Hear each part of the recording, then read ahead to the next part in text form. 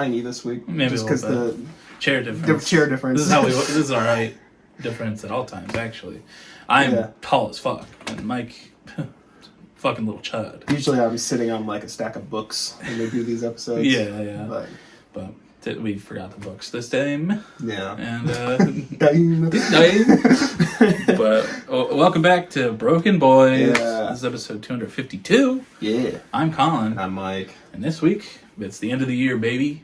Yeah. It's time for our year-end lists, songs, albums, our top 10 moments of the year. Oh.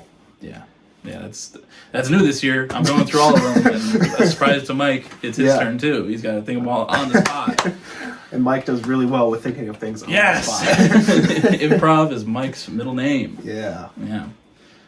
Mike Improv Piano. Exactly. Yes, and. And we're back in person for the end of the year, baby. And it's exciting. Mm-hmm. Can't believe it's another year. Another year in the books. Another year end. This is the fourth year end with BrokeN Boys. Damn. So yeah, it is. That's fucking crazy. That is crazy. Isn't it? Yeah. In it. Oh, I'm just seeing your notebook for the first time. Yeah, That cool. This is my new journal. My fourth journal for the pod. Wow. Yeah. 4 years, 4 journals. 4 years, 4 journals. we're getting up there. We're gonna be entering the latter half of the 20s. Mm-hmm. Come next week, which is scary. Yeah. But here we are. And can't change anything now. Nope. Can't change what you've done. Start fresh next decade. Okay. Yeah. But I know it's been a whole week since we last recorded. Mm-hmm. So how was it? Yeah, it's been an entire week. Definitely not 4 days. Yeah. My week was fine. There were some stuff that happened, so it's not like there's nothing to talk about. Mm-hmm. In terms of me, though, on Saturday we went up I went up by myself. Well, okay. On Friday, my family went up to Wisconsin to do some stuff. They have like an adult party, which is just like the aunts and uncles and stuff will do their thing without those damn kids around. Yeah. all those 20-something kids. Exactly. Well, 20 to 60. Okay, I think 50. But still. But so they did that on Friday. So I drove myself on Saturday just to go to the holiday party, which is, I have a big family up in Wisconsin. Mm-hmm. Basically we just set up we rent out a whole space and set up like a all-you-can-eat buffet of people bringing shit. Mm-hmm. So yeah, I did that. Drive was fine, I guess. I got to solidify my songs of the year list because it was like exactly 3 hours. And I was like, well, that's exactly my drive pretty much. Yeah. I got to do that. That was fine. And the food was good. We got to visit with people and then went home with my mom after that. It wasn't really too much of a story, but it was something I did. Yeah. It was good. Got to see my grandma again too, which was good because I don't remember how much I talked about it on the pod, but like there was a time earlier this year where I thought I wasn't going to see her again. So it was definitely good to see her. She seemed very old, but she was still making jokes. Like we were taking pictures with her, and like we were all like walking up, and she was sitting like this in the middle, and she was like, "All right, Michael, hop on." Yeah, but yes. So that was that, and then didn't really do anything much for the rest of the days. Wrapped some presents, I guess, and then played Fortnite, RuneScape, Cyberpunk, you name it. Wow, I played it. It's a crazy game. Yeah, I played them all 3 at once. That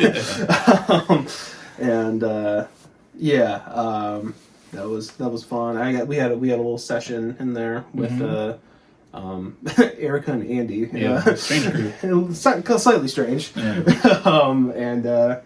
Yeah, it was fun. Yeah, went to Well, a festival and some festival and some code names. Code names. Yeah, code names of which took a long time. Yeah, that was partly my fault. There was the last round that Colin did. I didn't realize he was trying to get out there to catch a train. I was really stumped. I probably took like over 10 minutes on my turn, and then I sent out marsupial for one. So. Yeah, sure did. Sure did. And they almost failed. Yeah. If Daniel hadn't been there, Yeah. Andy would have been boned. I knew Daniel would get that, and yeah. Those two are. Were you there when I did the Rolex clue? Yes. Yeah. That was the other one where everyone in the call understood that Rolex could be ice on your wrist. Yeah. And they had never heard that before, and I kind of figured that was going to happen, but it was kind of funny that literally. What the fuck does that mean? What's iced out mean? Like, you're old, guys. But that was pretty much that. I think. Oh, I did listen to one thing because it was the most reviewed thing of yesterday. It was this is the small, like the least popular one of the whole year because it is Christmas week after all. So it was an EP by a Brazilian pop artist. She released an album earlier this year. Her name is Marina Senna. There's no Enye on that. Okay. I'm guessing that's Portuguese. But it was like a little Brazilian pop.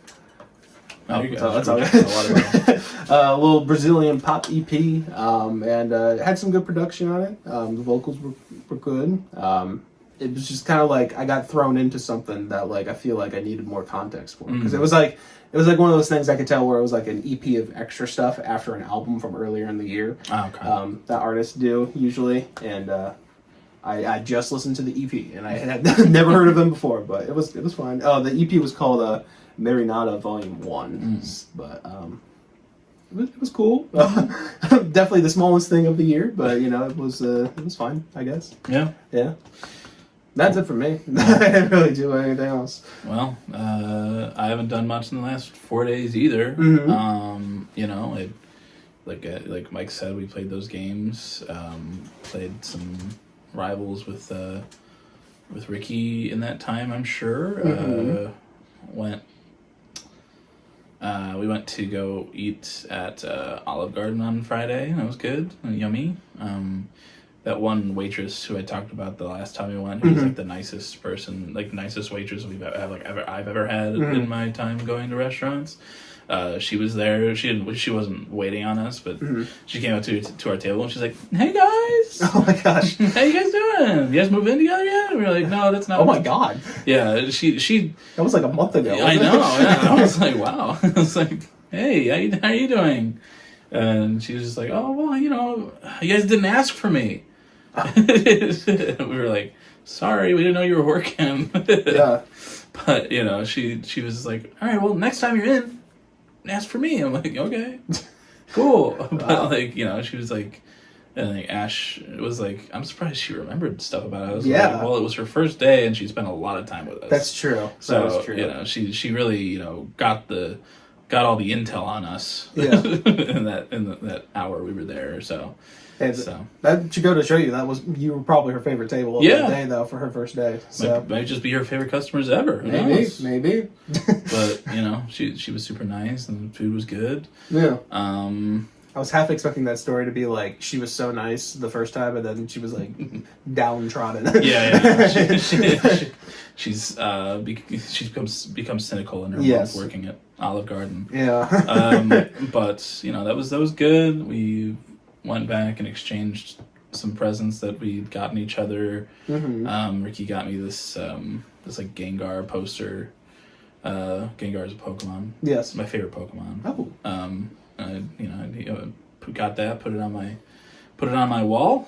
Oh yes. Yes, the purple ghosty eye with the big smile and tongue out sometimes. But that was super nice. I got him this. We were at Target like a few weeks ago, and he saw like a sweater that had the Homer going into the bushes meme on it. Yes, it was like Christmas themed ornaments on it and stuff. And he wasn't gonna buy it for himself, so I was like, "You bought me gifts without having to, so this is yours now. I'm buying this for you. So I got that, and then I won a Golduck, another Pokemon, a Golduck plushie out of a claw machine at the not antique, but like the gaming store that we go to. Oh yeah, there's a bunch of stuff. It was like $1 per play, and I won that on my first go round. And I was like, "Well, I don't need this," so I gave it to him. Oh. He was appreciative. Yeah. And then Max got a Hello Kitty plush and a nice bag that's sitting over there from Ash. Yeah, but Ricky said I have another thing coming, which is I hate when people spend money on me. Yep. So that's cool. I feel that. And he told me he got mad at me not mentioning the fact that we're married now. I don't remember that happening, but apparently me and Ricky are married now, and I just feel like Congrats. I have to mention that because he said something about me not saying it last week. So, okay, Ricky, we're married now. I'm acknowledging it. Producer Max behind the camera is not happy about it, but she's stoked. But other than that, just worked. The weekend was pretty slow from what I remember. Nothing too exciting. But damn, when you're about to be off and you have like those couple shifts before a long little time off, they drag. It's the worst. It's like going through that with like school and stuff before like spring break and everything. It just reminded me of that, and it was like not fun, just like sitting there, especially with it being slow. It was just excruciating. Then worked, and then came up here yesterday. Went on a train for the first time in my life. Oh wow, first time. Yeah, felt like jet lagged. Yeah, jet lagged IRL. Yeah. I've been watching these videos nonstop for the last couple weeks, and I was on a train for the first time, and I wasn't expecting it to feel as smooth as it did taking off. You're probably were you on like the Amtrak? Amtrak, yeah. I don't think I've taken an Amtrak, but yeah, those are smooth out here. Yeah, it's pretty smooth. And there were a couple times where like I had an open Ghost energy drink on the table in front of me, and there were times where the train would go, and I would be like, whoa. But it was otherwise. I'd take the train again, and I will on Saturday. So, all right. That returning customer. Yeah, pretty cool. But also like I said, I've been watching more Jet Lagged. I finished their second tag through Europe series, and that was good. I was kind of like the first one I watched was their most recent tag, like All Stars, and they went and Adam and Michelle made it to whatever Switzerland, something. Yeah, somewhere like some cool observatory in Switzerland. Yeah, and I was kind of surprised to see that for both of the tags, but prior to that, the locations were the exact same as the All Stars. I was like, oh, yeah. I was kind of hoping for different ending points, but, right? I guess they had to make it to one of them to. Yeah, I don't remember if they said this during the most recent one. Maybe it's a ever so slight spoiler, I guess, but that's the first time any of them have ever actually made it to the end zone before. So. Yeah, and I remember that. I remember them saying that in that All Stars. So it's like I know none of them are gonna make it to their locations, but there were a couple of moments where I was like, I could have been fooled, and it seems like they were about to like just completely make it. Yeah, was the second one where Adam was going to Isle of Man? I think so. Okay. I know that Ben was going towards the observatory. Yes. And he won by hiding in a phone booth or a picture booth. Yeah. At a train station, which was so upsetting to watch happen because they were on top of a parking deck, just like, well, it says he's right here, and then they just stayed there for 10 minutes. Stayed there for 10 minutes instead of looking underneath them. Yeah. But I love that show. It's great. Yeah. They're all really. I also watched the one from the furthest north point in America. Ooh, I like that one. South. That was probably my favorite one I've seen. Oh, nice. That one was... that one with the fans is a little mixed. Some people really like it. Did you finish that one yet? Yeah. Some people didn't like how how much driving was in it, and then also like how like it was pretty clear that Sam and Michelle were like very ahead for most of it. Oh yeah, and like the strategizing beforehand, like off screen type stuff. But like I really liked it, just like as a concept. I thought it was I thought it was really cool. I just watched this kid on TikTok who just travels. He's been doing a lot of traveling. He took like the longest train line across North America. Oh wow! Recently, and he also did the thing where he went to the furthest north point and the furthest south point, continental, and then he went to the furthest south point, just that's in Hawaii. That counts for the furthest south point in America. Okay, but not continentally. And you know he swim there or like yeah. But you know that was cool, and then seeing them do that was really Sam and Michelle were beating Ben and Adam's ass. Yeah, they were kicking ass that whole time. But the the one challenge where they had to run a mile drunk or whatever. Oh my god, was so upsetting to watch Michelle do. like Adam was completely fine. He was running through the airport, whatever, because he had just eaten like a shitload of mac and cheese, so that was just soaking in. Yeah. But Michelle was just like running in a Walmart parking lot back and forth, and like every time she came back, she sounded like she was puking up everything in her stomach. And I was like, ew. Yeah. But like the pumpkin challenge was funny, and I like the way the steals work in that one where they couldn't steal the card back or whatever. Yeah. I think that was another thing that was slightly controversial. People thought that was a little too OP. Maybe a little, but... it definitely was entertaining, though. Like I said, I like that season a lot, too. So. Like Ben and Adam did all these like ridiculous challenges. That, like, please let us ride a horse. And they're like, yeah, sure, you can ride a horse. That was that season. It's like they got away with so much shit. And it just goes to show you that, like, you go to these buttfuck nowhere places and you ask somebody to do something, they'll probably just let you do it. Yeah. I don't even know if they had to pay anything, but like, you know, I understand putting Ben and Adam together. Mm-hmm. They're great together, but I would like to see like the All-Stars where they're not together on a team. I think that's the first time when it comes to at least guest stuff. Mm-hmm. I'm not sure if you've seen I guess the hide and seek would have been like ones where they pair up with each other in different ones. Yeah, like one where they're just like a succinct team. Yeah, every time there's a guest, like a single guest. Sam is with the guest. But and I watched I also watched like the state claiming one as well, and that was good. I like Brian. Yes, he's funny, but. Yeah, go watch Jetlagged. I've talked about it at length the last couple of weeks. Yeah, so it's so fun. Yeah, it's great. But otherwise, it's been good to be home. Spend time with my dad. Yeah. Watched. He had watched the first episode of the newest season of Stranger Things, but didn't watch the other ones. So last night we caught up on the last 3 of those before.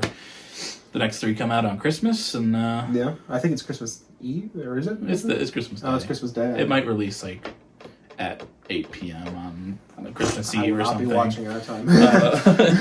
But excited for that. He was digging the way that ended and how it like all culminated into that moment. Nice. So it's good. I'm gonna watch. The new Knives Out at some point as well. Yes, my mom and I are going to watch that at some point too. I love Knives Out. Great. Yes. Great movies. I've heard some people really love it and some people are not as huge of a fan of it. So I'm interested to see what that's about. I've seen a little back and forth.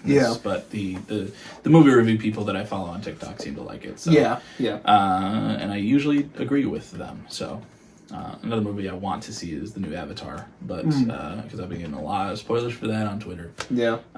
Just people posting like full clips from the movie. I'm like, what are you doing? It just came out. I looked at that on IMDb and immediately I saw it was 3 hours and 19 minutes. I was like, what the fuck? I will probably end up just waiting for that to be on Disney Plus or whatever. But that's my week up to this point. Yeah. Christmas is in a couple days. That's exciting. Mm-hmm.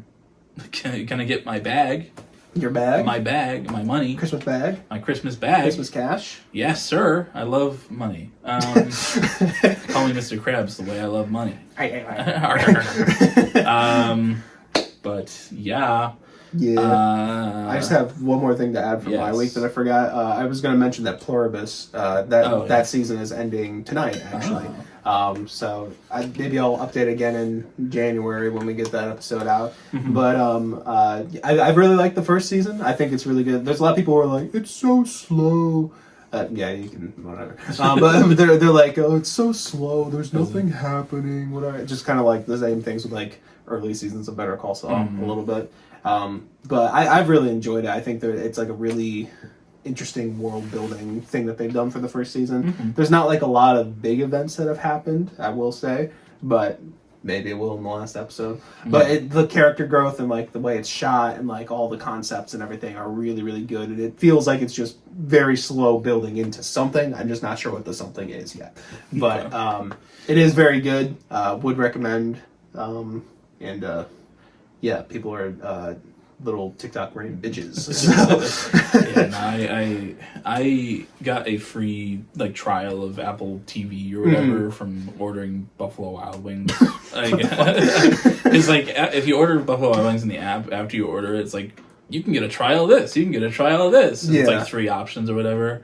And I was like, oh, Pluribus just started. I'll get that. But then I never ended up watching any of it when I had the trial, and I forgot I had the trial, and then it renewed, and I was like, fuck. Yeah. So I have it till January at least, so I can probably watch it. Okay.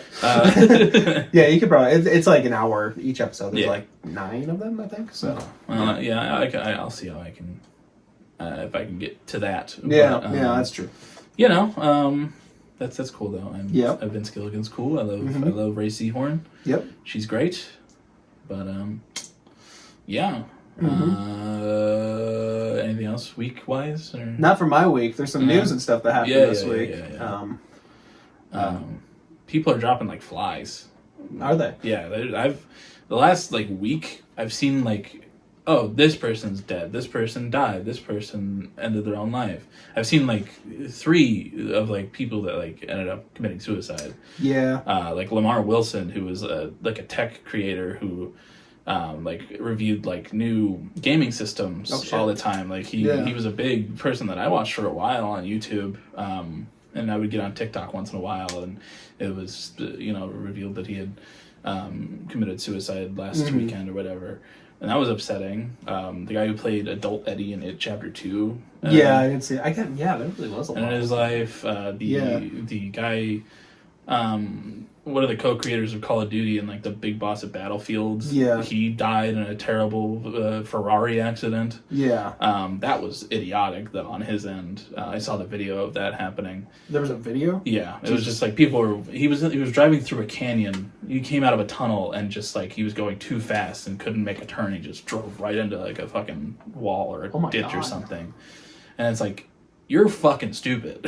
Like you've seen this shit happen to Paul Walker, all the way back to like James Dean. Like these sports cars are not something to play with. Yeah. Canyons are not something to drive around in like that. I don't know what the fuck you're doing.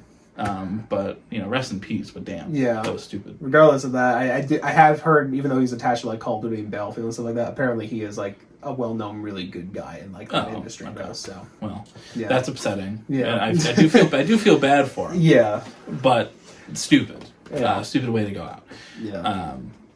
Rest in peace to all those guys. Though it's just been like crazy. Yeah, seeing all these like deaths since like Rob Reiner last weekend, and then now it's just like it's not nonstop. It feels like. Yeah, but depression is an epidemic. Suicide is as well. So talk to people if you can. And if you can't, if you don't have people to talk to, find someone. I don't know. It's I could talk to Mike. Mike could talk to me. I could talk to Max. Max could talk to me. Mike could talk to Mac. Mac could talk to Mike. Hi, Max. I got a wave. But yeah, so find someone to talk to because it's not worth shuffling off this mortal coil for any reason. Yeah, too early. Yeah, but yeah, what other news you got? I don't really have too much news about this, but Jake Paul got his fucking jaw busted in or something live, which on one hand he got a lot of money for that, and I don't necessarily love that. And Mm. I've heard a lot of people talk about, like, at my family reunion, I heard someone talking about that. They're like, "You see that Jake Paul broke his fucking jaw in boxing?" So on one hand, I don't love that he's getting attention and money from this, but on the other hand, very nice to see. That was nice to see on my feed. I saw that video many a time, and I was like, that's good to watch multiple times. Yeah. I will watch Jake Paul get his jaw broken forever if I can. In a perfect world, there's some long-term damage done there, and like he has to like take a step away from the limelight, and then like everyone forgets about him. That's the perfect world version. Dear God, give him CTE. I don't even know what that is, but yes, go for it. It's a brain thing that athletes get from getting hit in the head too many times. Oh, okay. Like football players are known to widely have that. Yeah. But that was good to watch, and I think they lost a lot of money on it as well because he went down faster than I guess he was supposed to. Than the match was supposed to end. Like the boxer who was like a professional Olympic boxer who wasn't a geriatric man. Yeah. Whose ass was out on live television or bit the ear off of some guy. Yeah. He's like a spry dude who's like a foot taller than Jake anyway. He was just like, I'm giving it my all, man. And he did. That video in slow motion is fantastic. Yeah.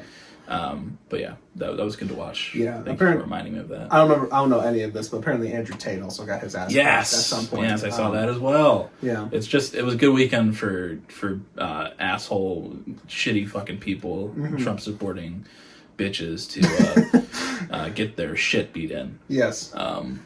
Which is a trend that I wouldn't mind seeing continue. Yeah, even outside of boxing. There was also, I guess this is kind of music news, but there was a rumor going around that we didn't really talk about, that there's a British rapper who's up and coming called SD Kid. I think he keeps his face covered. Yeah. But you could see his eyes, and people were like, "Those eyes, they look like Timmy Chalamet, man.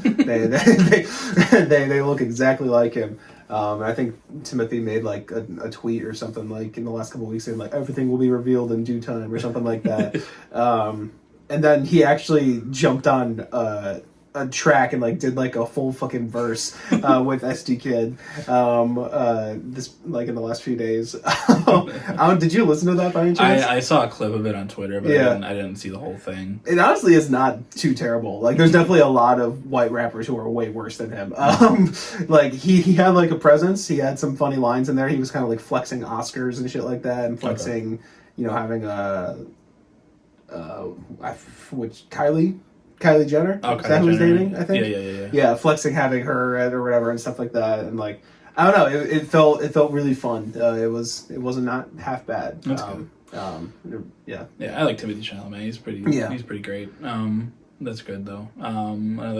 It's not kind of music news. Speaking of Trump supporting bitches, Nicki Minaj. Oh yeah. The other 2 days ago, I was just I was at work on break, and I went on Twitter as I do too often, and I saw many publications that I follow saying, "Oh, Nicki Minaj walks out with Erica Kirk at Turning Point USA event," and I was like, "What?" Yeah. She comes out with Erica Kirk with Bois-esque. Fireworks and stuff. There was fireworks. Yeah. It happened at Charlie Kirk's memorial thing. Yeah, I saw that. Yeah, just wherever Erica Kirk follows, it's sparklers and stuff too as well. And as well as the fear of God looking into her terrifying eyes. Yeah. But Nicki Minaj was at a Turning Point USA thing. Just glazing Donald Trump and Charlie Kirk, and wow, not good. Yeah. Also called J.D. Vance an assassin, which was kind of funny. Yeah. Or was it assassin? It was like not assassin. It was like what was it? I forget it was assassin, but like not. That's not what she meant. I don't. Right. Yeah, I don't. I think I heard a clip of her saying assassin and then JD Vance. Yeah. But I don't know what she was trying to say. I don't know what she was trying to say. Or was it shooter? I don't remember now. But like, yeah, it was something like that. Just like she was, like I saw the clip like briefly, and I had to stop it because I was like, this is super cringy. And she's like our handsome. Yeah, it was that first devilishly handsome president. And it was like every word she said felt like she was choking it out of herself. Yeah. But and then JD Vance or assassin or it was and then like it was so awkward after that. I'm like, oh god, I'm done. It's just Nicki Minaj trying to get a pardon for her rapist husband. Yeah, but gross, and people are like, this is the final straw. This is the turning point. Of me being a barb, and it's like she's done so many things that should have made you go away. Barbs are a special breed. Yeah, no, seriously. She was arguing with a child on Twitter. Mm-hmm. She was beefing with Megan Thee Stallion for no reason. Yeah. She hates to see people and young artists rise up into a spot that she was once in, but she won't ever be in again because she's washed. Yeah. I was also seeing, I think this is mostly from the Moist Critical made a video on it, so like, Moist Critical, but like, but he was pointing out something I didn't even really know. I didn't know that she was not an American citizen because she's from Trinidad. I think. But like he was pointing out the irony of that and how she has literally openly admitted like last year that she is still like an illegal immigrant. It's just really funny that being on Turning Point, her being a black woman and a rapper, all these things that Charlie Kirk would have loved. Yes, there was also a clip that John sent me on TikTok of Charlie Kirk going, I just don't think Nicki Minaj is like a good role model for young girls. Yeah. And then she was just hanging out with his wife at Turning Point USA. I think I saw that too, and someone responded to that saying, ironically, he was right. There was also a clip of Erica Kirk talking about some young kid who is like following in the footsteps of Charlie Kirk, whatever, and she's like, I'm glad to see him continuing the grift. I mean the gift. And then she like fucked it up, but she said grift at first, and she's like, it's been a long day. It's like, girl. I heard about that. I didn't realize it was in that context. Yeah. That's so funny. Continuing the grift. It was so good. But she's terrifying. More Epstein files came out. Yeah, I was gonna say we're not the only one who had a list week this week. Yeah. And I mean, the Epstein files weren't very listy either. It was mostly just black bars covering literally everything. There were pictures that came out. A lot of pictures of Bill Clinton. A couple pictures with Michael Jackson. Some other just big names. The Pope was in one of them. It's like, people that make sense to be in the files. Michael Jackson. Yeah. But, Trump was saved from some of that because they redacted his name and pictures and stuff as well. Because, nothing makes you look more innocent than your name being redacted from files that you're in. Yeah. That we all know you're in. Yeah. So that's fun. A lot of pictures. There's one with like Epstein and some other dude at Disney World next to like Winnie the Pooh. Yeah. It's like, no, Winnie! Winnie was in the files. But that's fun. Yeah. Bowen Yang, who was on SNL for a very long time, like going on 10 years. His last show was this past Saturday with Ariana Grande and Cher, and pretty heartwarming moments there. I like Bowen Yang. He's like if you don't know him by name, he's like the gay Asian dude. Oh yes, yeah. He's been on SNL for a while, but he's.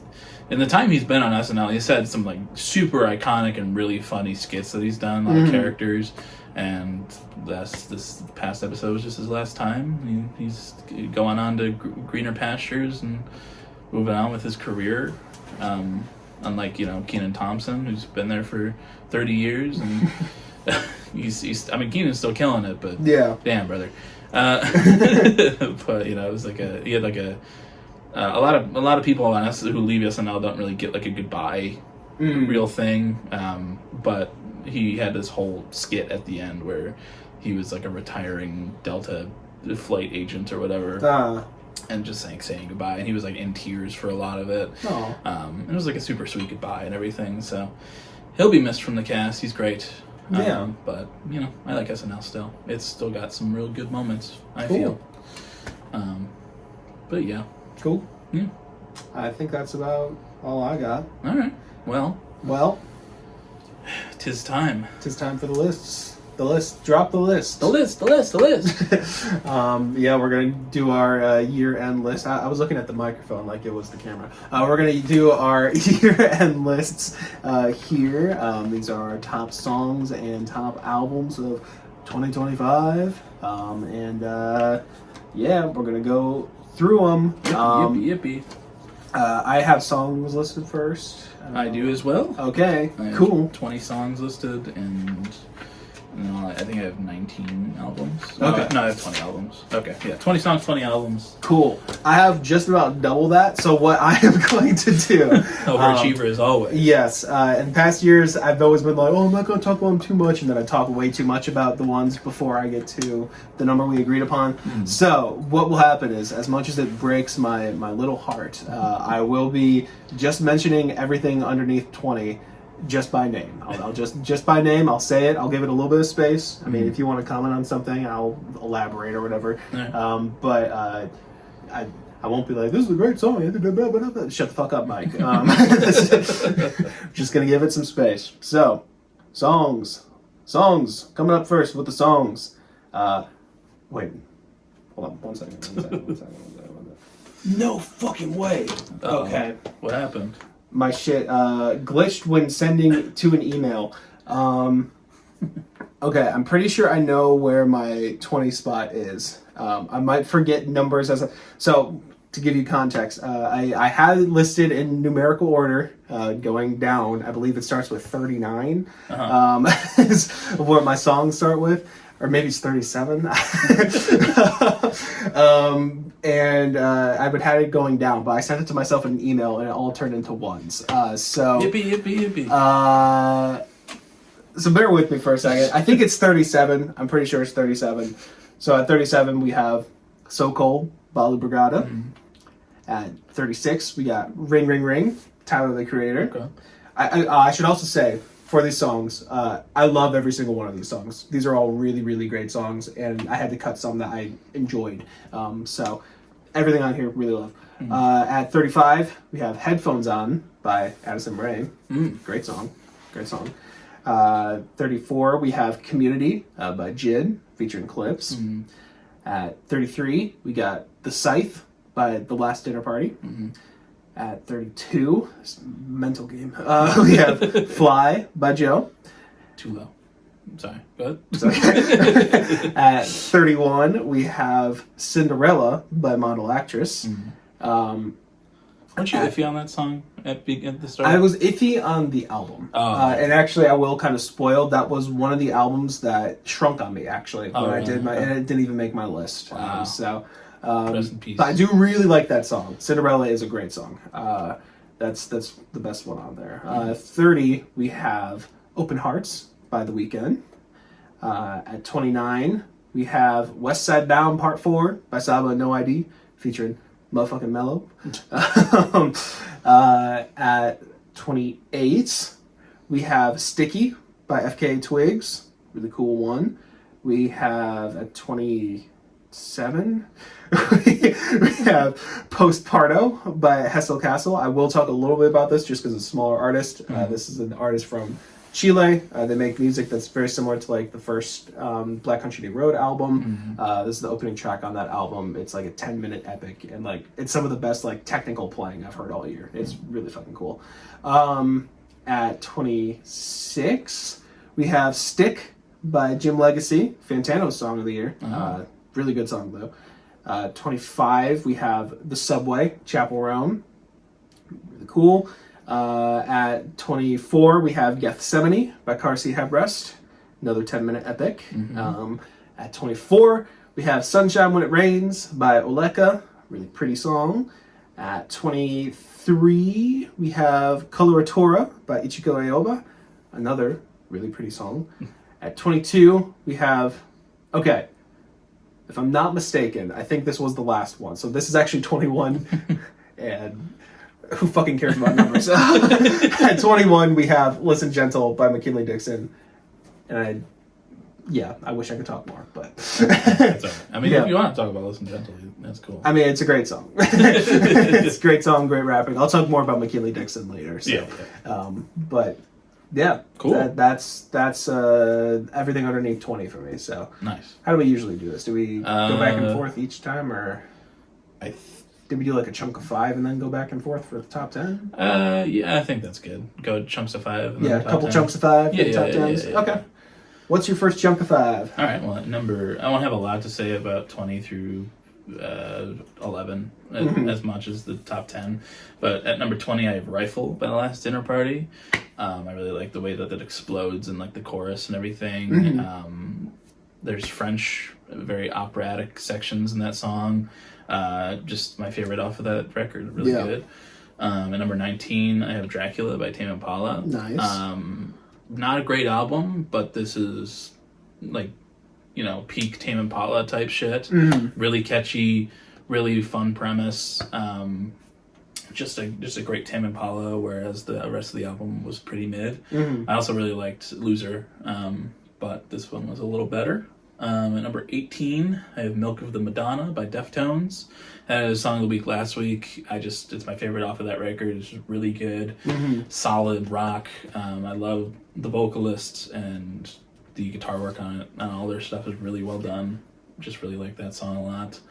At number 17, I have Ego Death at a Bachelorette Party by Hayley Williams. That's my favorite song off of that, this album by the same name. Just really good. Calls out Morgan Wallen, which is always a good thing. Yes. Need more of that too. Yes. And it's really catchy. While also being kind of like downtrodden, not too energetic or anything. Just really good. I love Hayley Williams. Number 16, I have Abracadabra by Lady Gaga. Just a fantastic fucking pop song. I like Mayhem, but the first couple singles really carry that album. Yeah. It's just so fucking... It's like peak Lady Gaga. So good. Very reminiscent of like earlier stuff from her that just like hits a certain nostalgic spot for me. Yes. And then at number 15, I have Sugar on My Tongue by Tyler, the Creator. I really like Don't Take the Class. I'll talk about it later. But this one and Ring Ring Ring are kind of carry that album for me as well. Just so catchy. The music video is fucking weird, but I love it. And Tyler is just, he's in his bag doing this fun, dancey, clubby stuff for a change. And this was like just the most catchy and fun one that I had a really good time with this year. Absolutely. So, yeah. Cool. Alrighty, at 20 for me, we have Silver Lining by Leve. This is a really great track from her. I for most of the year, I thought Lover Girl was my favorite song from this project, and I really do like Lover Girl still. But Silver Lining, there's just something about the vocal performance on this one that's just so addicting. She just sounds so great on that chorus. It's really catchy. I think like the ballroom pop feel to it is really nice, and not really, even though she does a lot of ballad stuff, I don't think there's really a lot that's specifically in that kind of vein, and she fits it very well. The strings sound great on it. It's just an all-around really pleasant sounding track that she did really good on. At 19, we have Taxes by Geese. I love my Geese. There's a lot of Geese that could have fit like around this part of the list. But Taxes is the one that I chose. I think there's just something about it's not, I guess it's kind of a switch up. The kind of switch up that happens towards the middle where like all those guitars come in and starts getting really bright and kind of starts sounding like an In Rainbows type of song. It's just really gorgeous and it's arranged so well. And I love the lyric about like, if you want me to pay my taxes, you'll have to come in with a crucifix. You're going to have to nail me down. It's got like that slight little bit of geese humor in there, but also just like that genuine vocal performance and like those instrumentals. It's really great. Yeah. At 18, we got Dodger by Clipping. This is off of their album from this year. This is a really speedy, experimental type track for the first half of it. And then it like breaks down into like this string chord, like this like, it's like kind of strings. It's like a mix of like strings and synths towards the end. It becomes like kind of beautiful, but then David is still like, it sounded so good over it. Some of his fastest flows, but you can still hear every word he's saying. It's just super impressive as Clipping always is, but I just love the sound palette of this one in particular. It's really cool. Then at 17, I have Something Heavy by Jacob Collier. Look, I'm a bit of a Jacob Collier apologist here. I realize that, and sometimes I put him in lists when maybe he shouldn't be there. But this is legitimately a really, really good song from him. Every time I listen to this, I'm just like, damn, we need more of this from him, man. It's just a super tender ballad with like really great production and like nothing's going over the top. He's not like flexing his music theory capabilities. There's like one part in like the second verse where he like very subtly does it, and it's so cool. And a subtle Jacob Collier is my favorite Jacob Collier, and I think this is a really great track from him that deserves some praise. So that's why I'm putting it here. I think 16 is next. I really hate that I did this. 16, I got Funny Papers by Mac Miller. There's a lot of really great tracks on Balloonerism. This is one that's just always kind of stuck out to me. Mac has really great lyricism on this one about death and what have you, which is always haunting past, his actual death. But, the piano on this one is really, really pleasant. I think that the hook is like very catchy and like comforting in a way. And the bass on this one is also really, really great. It's just a really, really good Mac Miller track. And glad to get some more of those. And then at 15, hopefully, I have Something Beautiful by Miley Cyrus instead of Something Heavy by Jacob Collier. Something Beautiful, Miley Cyrus. This song is absolutely crazy. It really is not something you expect to hear from Miley Cyrus going into like noise rock pretty much on this one. And like I think it's just done super well. The contrast between kind of the ballroom vibes and then those heavier sections.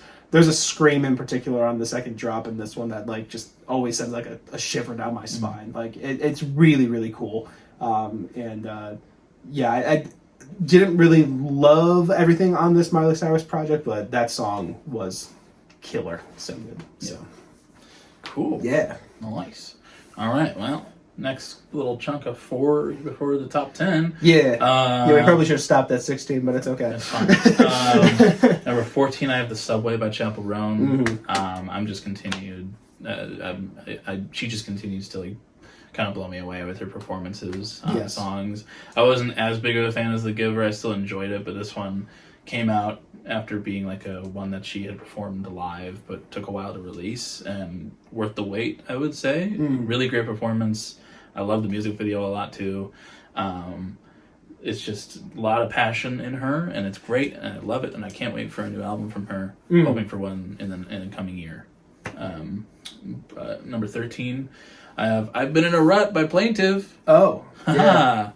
Mike released his Cyclicism EP this year, and it's great. I love it. He also continues to blow me out of the water with his the way that he's able to evolve his sound and do different things. And I've Been in a Rut is one that I really, really love, and I've been jamming to since he came out. It's really good stuff. Love the lyric work. I love all the production and time he put into it. I'm blessed with being able to listen to these songs while they're being made. Hell yeah. And seeing the final product is always such a cool thing. Go listen to Plaintive. Yeah, The plain plug. Number 12, I have Talk by Lucy Dacus. It's my favorite track off of Forever's a Feeling. I really love this one. I'll talk more about the album in general, but it's just, Lucy is fantastic. She sounds great. It's very catchy. Whereas some of her stuff is just more like story oriented, and not like always the catchiest. This one, it's got a great chorus on it. It's personal and talks about her love life as she's known to do. It's great stuff. She sounds great. I love Lucy. One of my favorite boy geniuses. Number 11, I have Silver Lining by Leve. Yeah. Great fucking track. My favorite song off of that record as well. Just and it has been since it really released as a single. I love that ballroom feel. The way that she plays in her lower register throughout that song is really fucking good. Yeah. Whenever she's down there, it scratches something in my brain. I love it a lot. And the chorus is so fun. I love just the idea of saying sex or jokes or some obscene shit. Like, I'm going to hell, but you are too, and we'll see you down there. Yeah. But it's just great. It's catchy. It's got that great ballroom feel that she's known for. Amazing stuff from Leve. I love her. Great voice. Yeah. Beautiful stuff. Sick. You went to 11, right? Yes. Okay, cool. At 14, I have Reliquia by Rosalia. This was one of my favorite songs off of that record. Actually, it is my favorite song off that record because I put it in my songs of the year. But this is a really nice, another string-kissed song, as a lot of them were on this record. It has a nice like poppy feel to it with really, really stellar vocals from Rosalia. I love the hook on this one. It feels like an adventure. It's really fun. And then like the experimental production is really cool. And then when it breaks down towards the end, it gets really pretty. And there's those gorgeous choral vocals that come in. And then like the big experimental finish. There's just a lot of really cool stuff on this track. And I love it from the start to the end. Yeah. So I died to the song in peak. So. Yes, yeah. I will always have the memory now of in that big climax, just Colin falling to his death in peak. Yeah. I'm scarred by it, which is why it's not on my list. At 13, I've got Two Horses by Black Country New Road. A lot of great stuff on this Black Country New Road album, which I will talk about later. But this one by Georgia, it's just, I think it's like about 6 minutes or something. It's just like a 6-minute story with like incredible pacing and incredible parts all throughout. Like it's a whole composition with a whole bunch of moving things, but it sounds so good.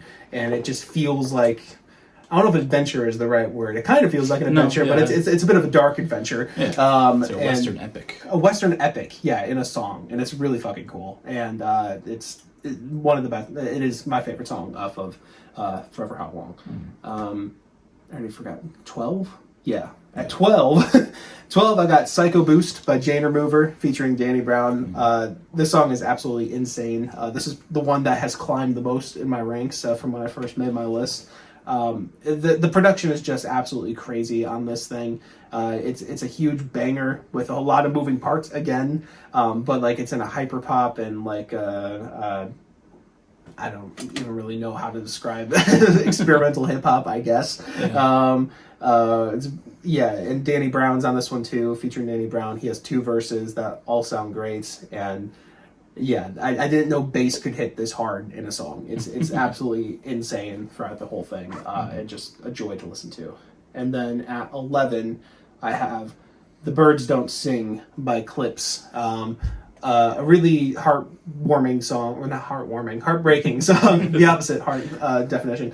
Mike loves Dead Mom. Yeah, really heartbreaking song from Pusha T and Malice about the death of both of their parents, and they both get a verse singing about one of them and how the death of one affected the other and stuff like that. And it's a really touching track that opens up the record, and it's the one that stuck with me the most throughout listening to that whole thing. I think the production sounds great. I like John Legend on the chorus of this one too. Just a really great song, and touching. Yeah, really. Yes. All right. All right. Top 10, baby. Don't look over here for a second. I'm just going to make sure I have 10 here. You can start talking about yours, though. All right. Well, at number 10, Mike had it further up on his list, but my number 10 is Listen Gentle by McKinley-Dixon. Yes. I'll talk more about this album later, but damn, it's just really good stuff. He's McKinley-Dixon across his whole record has like an interesting cadence to a lot of his verses, and on this one, he sounds great. I love a lot of the jazz elements, the horns and the pianos across this entire album, but on this song especially, are just so fucking good. And just like, I didn't like return to this album as much as I should have, but when I did, this was like one of the songs that just kept me really fucking engaged. Yeah. I loved it a lot. So that's my number 10. Ditto. At 10 for me, I have Punished by Ethel Cain. This comes from her Perverts EP from earlier this year. It's a really hauntingly beautiful song. That's one of my favorite like musical descriptors, is stuff that is hauntingly beautiful. And this like falls into that perfect. It's like kind of creepy at first, and then that piano is super soothing, and this is some of the best vocals I've heard from Ethel Cain too. She sounds incredible on this one. And then like when it gets a little noisier in the middle, like the way those synths and everything come in, it's some of my favorite pacing I've heard from her as well. It's just a really good track, and I love the whole vibe of it. So yeah. That's one that EP I was meant to get to, but it was it's definitely different. The EP as a whole, but different from her both Willoughby and yes, Preacher's Daughter. For yes, sure. yes. Also it's in. Oh, never mind. I'm going to talk about that later. Okay. At number 9, I have Two Horses by Black Country New Road. Yes. Originally on my top songs of the year, it was Nancy Tries to Take the Night, but I decided to put the two up against each other just to see which one I really liked more, and Two Horses was like, goddamn, it's just, like I said, it's a Western epic. It's so good. I love a lot of, the storytelling is really at a high on this one. Black Country New Road is really great at storytelling. They always have been, and they will continue to be. And it's just, I love the way that as it gets like quicker, as she's like talking about going to the bar and everything, as it gets quicker, it feels like horses galloping and everything, and just it's so good. Great storytelling. Definitely my favorite off of Forever How Long. Just chef's kiss. Yes. All right, at 9 for me, I've got Lotus by Little Sims. This is the title track off of her album from this year. And it is really great. I love how fiery her delivery is in the first half of this track, just sounding super, amped up about shit, and like it's deserved. I think I'll talk a little bit about this record. Yeah, I will talk about this record more in depth. But like, there's a lot of anger on this project in general, and it really feels like it comes out on this one, more than the others. And then like just the production sounds immaculate on this one. I don't know who sings the hook on it, but the hook is really catchy on this one too. And then like that whole outro with the drumming and the jazz elements just sounds really great. And like it a lot. Yeah. Cool. Yeah. She just needs her bag from over there. If you can grab it for her. My number 8. Yeah, sure. Thank you. My number 8. Sorry. No, banger from earlier on in the year, we have Wash by John Bellion. Ooh, yes. Just, while Father Figure might have been a little lackluster in, I think, both of our opinions, this song was the first like real single off of the album that he released. Just like John Bellion, old and more recent eras, just merging into one and creating this beautiful just soundscape. John Bellion, he sounds fantastic across its entire song. He gets really up there at a couple points, and just like such a great chorus, really fun to listen to. It's been on repeat for most of the year. Just absolutely love this track, and it was definitely the best one off of that record. Yeah, I agree. By far. Cool. All right, at 7 we have "Wash" by John Hey. Bellion. I didn't even know that was right there. I knew it was coming up. Yeah, no, I completely agree. Was it your 7 as well? That was my 8. It was your 8. So it should be your 8 too. 10. It's my 8 as well. Woo! Okay. Yes. 8, "Wash," John Bellion. Ditto to everything you just said. I absolutely love the strings on this one, too. Both the orchestral strings, which sound amazing, but then also the guitars on here, too. Just, they have such this, like, sweet sound to them, and they're played so nicely. And I don't know, it's just really great vocal performance, super catchy. It's one that, you know, the more I listen to, the more I enjoy it, and the more I'm like, damn, this is a good fucking song. Yeah, I really like that one. Fantastic music video as well. Yes, That it one, matches very well. gorgeous, dude. I don't know, Iceland or something. I think it was Iceland. Yeah. Just, oh my god, they're just filming inside of glaciers. It's fucking crazy. Yeah. But really beautiful. Yes. I wish more of that album sounded like that. Me too. Number 7, I have "The Birds Don't Sing" by Clips. Yeah. This is one that probably wouldn't have been on there, at least not in my top 15, at least, if I hadn't revisited this record in the past couple weeks. But this is the first song on that record, which is a crazy way to open. But I'm so glad they did, because it's so, like Mike said, it's so heartfelt, so sober, so somber, and just like such like a beautiful tribute to both of their parents. Talking about how good of a parent, how they were good parents in their lives. Talking about how they had a dad who was there for them, and their mom, and just how the heartbreak end up. Yeah, you know, it's really good, it's beautiful. John Legend sounds great on it. And just the imagery of "The birds don't sing, they cry in pain" is like, oh, that's a fantastic fucking lyric. Yeah. So, yeah, great song. Absolutely. Yes, agreed. At 7, for real this time, I have "Monday" by Quadeca. Monday. It's a really, really great song. Another one that's a lot of strings on this one. A lot of orchestral elements in my recent picks. But, you know, I love just like, this one actually feels like a string quartet at points. Like the pluckiness in the beginning of it, and then those keys in the chorus are just so gorgeously played. And then the chorus itself is very catchy, and Quadeca sounds great on it. And I love the way this one, it feels very much like a pop song, but it progresses in unique ways, especially towards the end of it. It's just got a lot of great character to it, and it's one that I've heard a lot this year, to be honest, but I don't feel bad about that. Like it's a really, really fucking great track. It's fantastic. My number 6, I have "Taxes" by Geese. Yes, definitely the most recent thing on here. Thanks to Mike. I've been Geese pilled, and this was the song that started my process of it happening. It was my gateway drug. Literally. But I'm a real sucker for some really interesting and cool imagery, and like the lyrics that Mike was talking about earlier with, "If you want me to pay my taxes, you gotta bring me a crucifix and nail me down." It's just such good stuff. And Cameron Winter, his fucking vocal delivery across his whole album is so interesting and different. His solo album is one that I need to get to. Me for sure, because I've heard a lot of people gushing about it. I'm probably going to do that in the coming week. I started it a couple days ago. Oh, did you? I didn't get past the first track. Nice. But he just got such an interesting and cool vocal delivery across his whole record, but this song especially. It's just I love it a lot, and don't pay your taxes, fuck it. Hell yeah. Woo.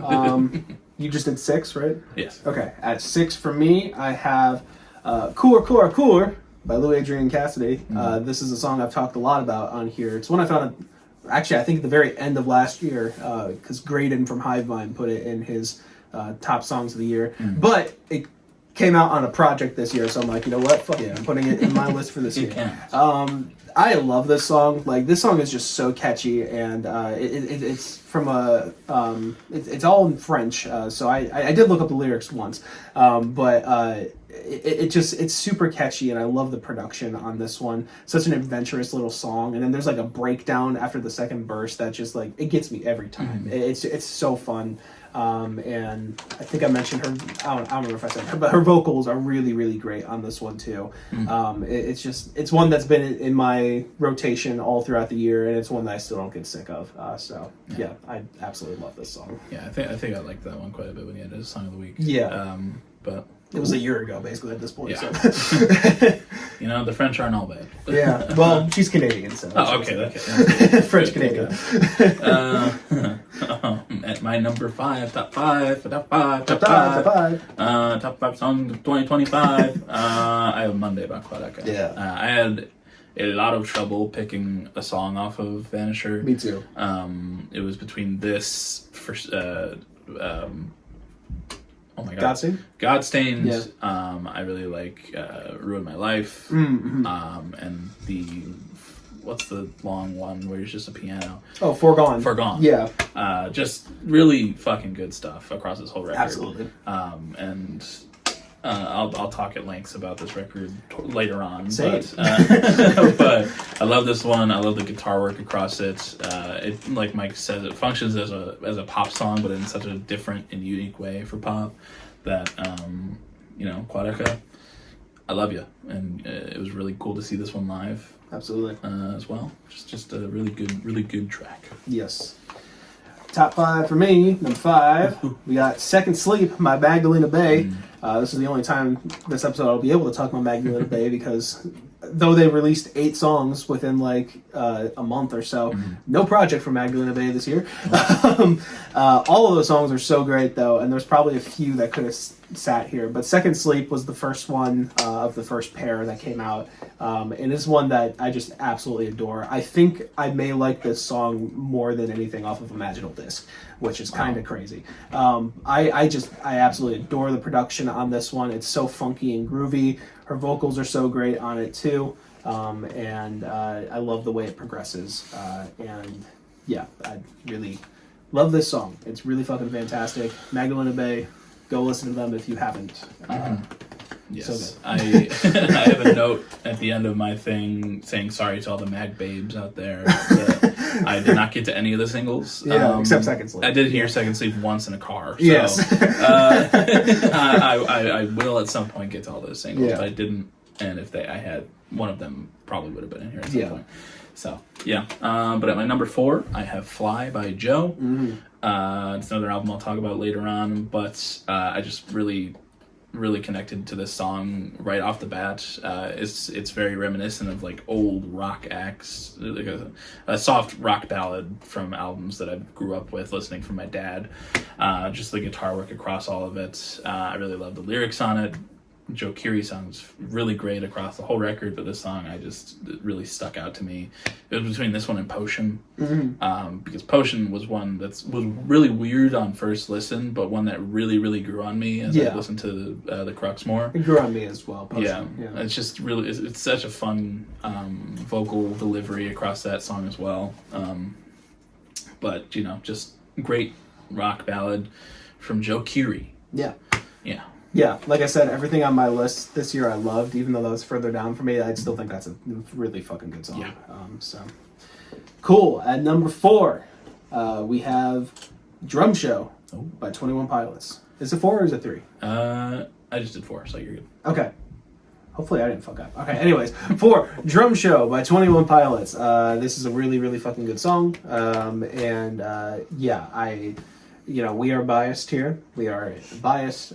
21 Pilots. Just a little bit. Definitely the last time you'll hear their name today. Nope. Me. Honestly, I was really debating putting Tally here as well. That's one that grew a lot on me, especially with seeing it live for the first time, the live debut. It gave me a personal connection to that song that elevated it even higher. But I think just as if I'm trying to look at it objectively, I think Drum Show is just a better song altogether. It's just from start to finish, it's so good, and really great drumming on it. Of course, the chorus is catchy as hell. Tyler's vocal delivery in that chorus is it's like ear candy, so good. And then Jokels, got the Jokels in there too. Jokels into the scream. Woo! Like Made me cream, baby. Yeah, exactly. Jokels into the screen made him cream. It's just 21 Pilots perfection. It's a really fucking good song, and yeah. Yep. Agreed. Won't talk about that song. But my number 3 is Emily by Racing Mount Pleasant. Goddamn. And just, I can thank Mike for so many fucking albums and artists that he's gotten me into, but this album and this song especially by Racing Mount Pleasant this year, just so beautiful. The vocals on it are goddamn beautiful. The saxophone across this whole record, I'm a sucker for it. I love it. But on this song, really great. The guitar work, so good. It's just the lyrics are the thing on this song that really just are chef's kiss that really just keep me coming back. It's just a great atmosphere, and I fucking love this track a lot. Yeah. So thanks, Mike. Yeah, no problem. Next at number 3, we got Stateside by Pink Pantheress. I had mentioned many times throughout the year that this song is going to be very up there for me, and it's kind of like a black sheep in some ways. But like, there's something in this song that's just like auditory crack to me. I don't know what it is. It's so hooky. I love the chorus on this thing so much. I'm pretty sure she worked with the Dare on this one for the production, and like the production sounds so fucking good all throughout the whole thing. It's just a bop and a goddamn half. Like I don't know what it is about this song, but it just really puts a huge smile on my face, and I sing along to it, and I feel like a bad bitch. It's so good. I just love that song. It's hard to describe. Pink Pantheress is infectious. So it's infectious. That's the best way to put it. She's fantastic. Yeah, really.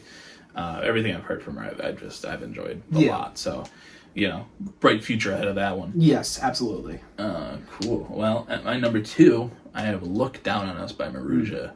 Another one of those 10-minute songs. But the passion. I will talk more on Maruja later on, but the passion in this song, as well as the entire album, and probably their entire discography that I haven't really gotten to, is just unmatched. It's so fucking good. It's political. It's angry. It's just passion in a song, and I fucking love it. That's a great way to put it. Yeah, it's just, I love the vocal delivery. It's so angry. It's so he wants justice and peace for the world. And he sings that throughout the entire song and the entire album, of just people looking down on them and going, ew, what the fuck are you doing? Yeah. And it's like, people being in quotations there, kind of. Ancestors, gods, whatever you want. Yeah. People looking down on us and going, stop. Yeah. But it's just so well done. It's so gorgeous, and it keeps me engaged for the entire 10 minutes, which is a very, it's a unique thing. Yeah. For me to be interested in a song for that long. Yeah. But just damn good. Yeah. Cool. All right. At 2, I've got Emily, Racing Mount Pleasant. Colin talked very well about it. It's an absolutely gorgeous track. But something I guess I can mention is that the progression of it, I think, is really great too. Like, just the way it feels, again, kind of, there's a lot of similarities you can make to Black Country New Road with Racing Mount Pleasant, of course, but it kind of has like that story structure to it as well, and goes through different phases. And I love the way this one just like gradually gets more and more detailed, and like it feels like it kind of opens up into a bigger world. And then the climax of this thing is just absolutely otherworldly.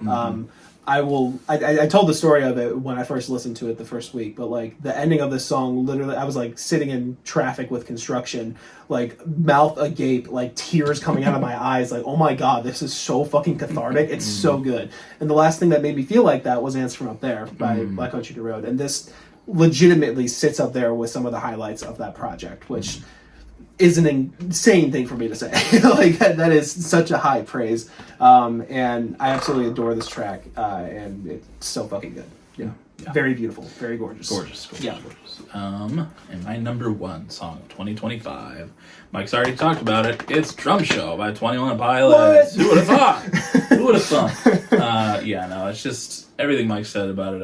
I second. It's so good. It's so relatable. Mm-hmm. I can't get enough of it. It was my top song on Spotify because I streamed it so many times. Yeah. It's 21 Pilots perfection, like Mike said. It's everything you could possibly want from that band, and it's just done so well. Tyler's scream is it made me tear up the first time I heard it. Just how aggressive and like how just straight from the soul it feels. Yes. After the debut of Josh's vocals on a song. Oh yeah. Which was another thing that made me tear up a little bit, just because, like, that's something I may not have thought I'd ever see or hear. Yeah. Especially on a recorded track. Yeah. And it's just it was really just a surprise and a half, and I love it a lot. It's really fucking good. Yeah. And it's deserving of my number one spot. Absolutely. But what do you got? Yes. Number one, this is going to be crazy. Everything is number one on my list, apparently. But couldn't pick one. Yeah, number one for me, Look Down on Us, Marusha.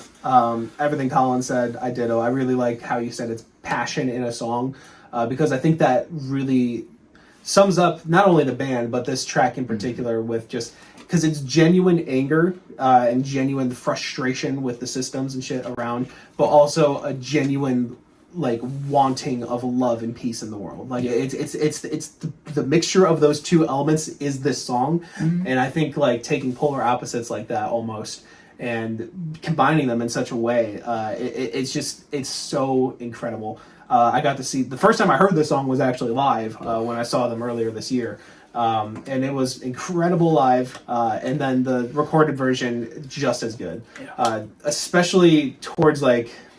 So there's a lot of sections of this song, but towards the end of like the ballad section, when it's like transitioning back into the main anger, like going from that peace back into the anger, it's some of the best music I've ever heard. Like just period. Like the vocals screeching out there, the strings coming in, and then those guitar lines, like, and then that that kind of stuff. It's absolutely incredible, and one of my favorite things I've ever heard. And like especially a rock song, a post rock, whatever you want to call it. It's well worth the 10 minutes. This is a 10-minute song that has like a minute and a half of droning at the end of it, and I don't think a single second of the song is wasted. So yeah, it's absolutely incredible. It really fucking is.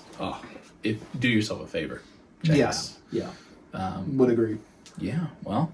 And the sax goes off on it. I think either of us mentioned the sax on that one. So fucking good. I'm a sucker for saxophone. Yes. But yeah, that's our top 20 songs. Yeah. Plus a couple more from Mike. Plus a couple more from me. But now I have 20 albums. I'm sure Mike has some extra ones here too. Yeah, and I might have to count on these real quick. So if you want to look that way, maybe stall for time for a second. I'm pretty proud of the amount of albums that I listened to this year. It's Mike had his project of listening to all the top albums on Album of the Year, which put him pretty far ahead on album listening, for sure. But for someone with an attention span that's not fantastic, I'm pretty proud of the amount of albums I listened to. I had enough for 20 plus I think 15 or so more. So that many albums in a year, pretty good for me. Yes, I'd say so. Absolutely. Yeah. I did overachieve a little this year. So, but 20 albums is a lot of albums. It is. And that's Especially when some of them get a little longer in there. So. Yeah, for sure. Okay, so I didn't count all of mine. I probably should have done that. I was counting the top 20, so I knew where to stop. I'm pretty sure it starts at 40. I think it starts at 40, so that's what we're going to go with. Once again, the same thing. I will just say the names. If Colin wants to comment, we can talk a little more, but I will just get through them. Okay, and also I have mine in categories of like the score itself. So I'll just be like, these are light 7s from here on out. Okay. These are light 7s from here on out. At number 40, we got Cowards by Squid. At 39, we have Something Beautiful by Miley Cyrus, the album. At 38, we got God Does Like Ugly by Jid. That one did shrink on me ever so slightly. But, okay. Decent 7s from here on out. 40, 39, 30. 37, we got Addison by Addison Rae. A surprisingly good record. I really like that one. At 38, we got The Crux by Joe. I can feel the daggers. At 30... I'll let it slide. Fucking 6. At 36, we got Everybody Scream by Florence and the Machine. At 35, we have From the Pyre by The Last Dinner Party.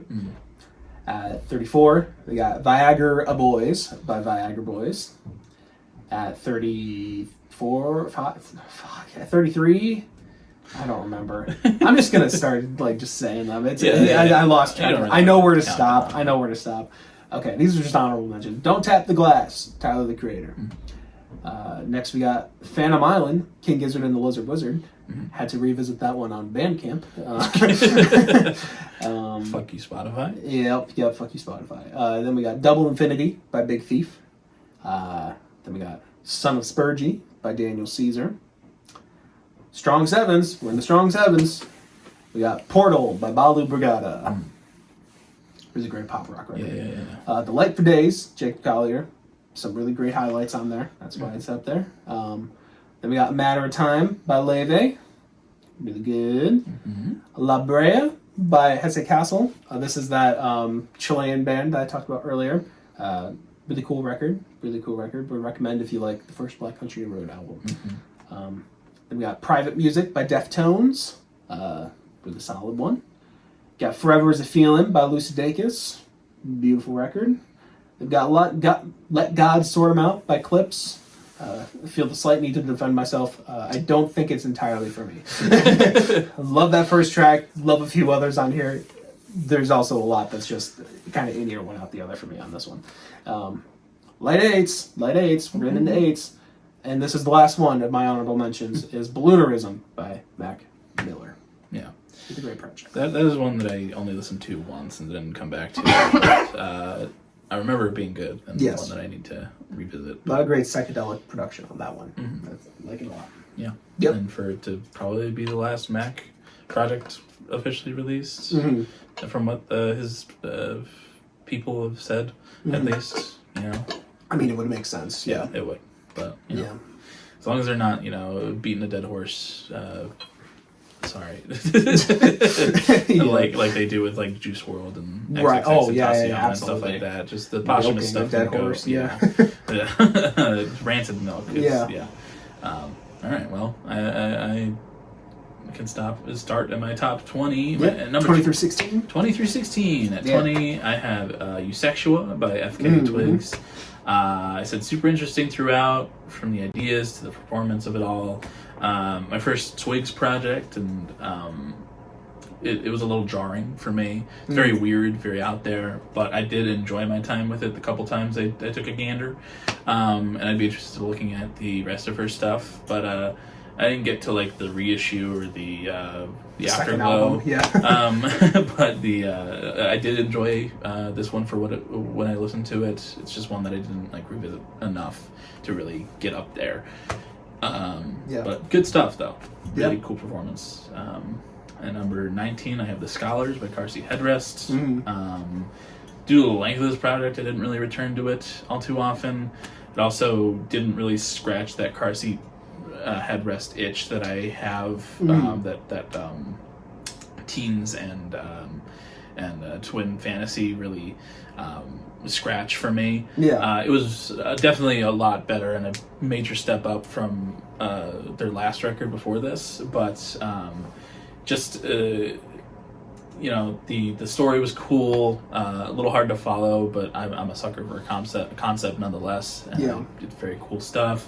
Toledo and the gang give great performances.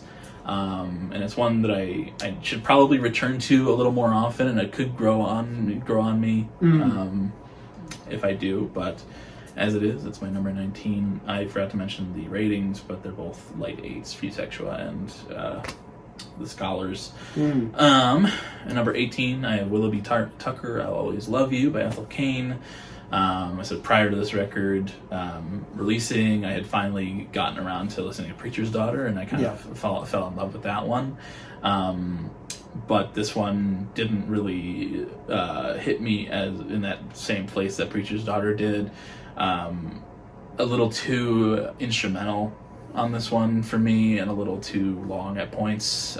Just didn't have as many of those like really soul-shattering moments that Preacher's Daughter did for me.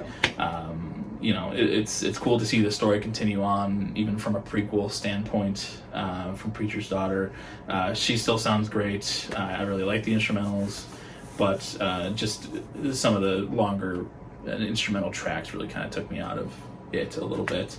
Not a bad album by any means, but I have it at a light 8. At number 17, I have Don't Tap the Glass by Tyler, the Creator. New Tyler less than a year after Chromacopia was unexpected, but I'm glad we got it. Like I mentioned when I talked about Sugar on My Tongue, I really like the cool, like clubby, dancey type style that he had across this record.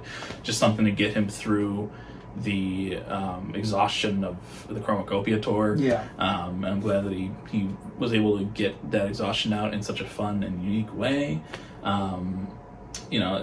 Some of the songs are a little one ear out the other, but the ones that hit are really fun, and it's hard to kind of sit still when you're listening to this record, even if you're like sitting down. It's just one you got to kind of move to, and that was his intention, and I think he does a great time. He does a great job doing it. Super fun time. I give this one a decent 8. Cool. And number 16, I have Lotus by Little Sims. My opinions on this one were a little back and forth. I wasn't huge on it when I first listened to it, but the times that I've come back to it, I've kind of just continued to go, oh, well, yeah, I really like it. And then I'll go, not as much, though. And this one, on the most recent listen, I'm pretty solid in a place where I'm like, I like this record. It's very good, but I'm not as big on it as some of her prior stuff. It's still really good, really passionate. Her rapping is fantastic, always is. I love the production and the instrumentals. The one standout track was the one where she's like talking back and forth with her brother. But I like Little Sims a lot. I'm very interested to see where she does next. But as it stands, I have this one at a decent 8. Cool. Alrighty. As a reminder where we are in mine, I'm at light 8s right now. At 20, I have Dead Channel Sky by Clipping. It's a really great record from Clipping. Maybe not like as mind-blowing as I kind of hoped it would be throughout like the whole of it, but this one has like incredible highlights on it. It has such an aura to it too, kind of doing like a cyberpunky type beat for like the concept on this one. Really interesting sounds all throughout. I like the noisy interludes on this one too. I know not a lot of people did, but I think it adds a cool atmosphere. And then just like I kind of wish there was maybe some more like cutting edge commentary on here, but like overall, like just really great collection of tracks and really solid shit from them.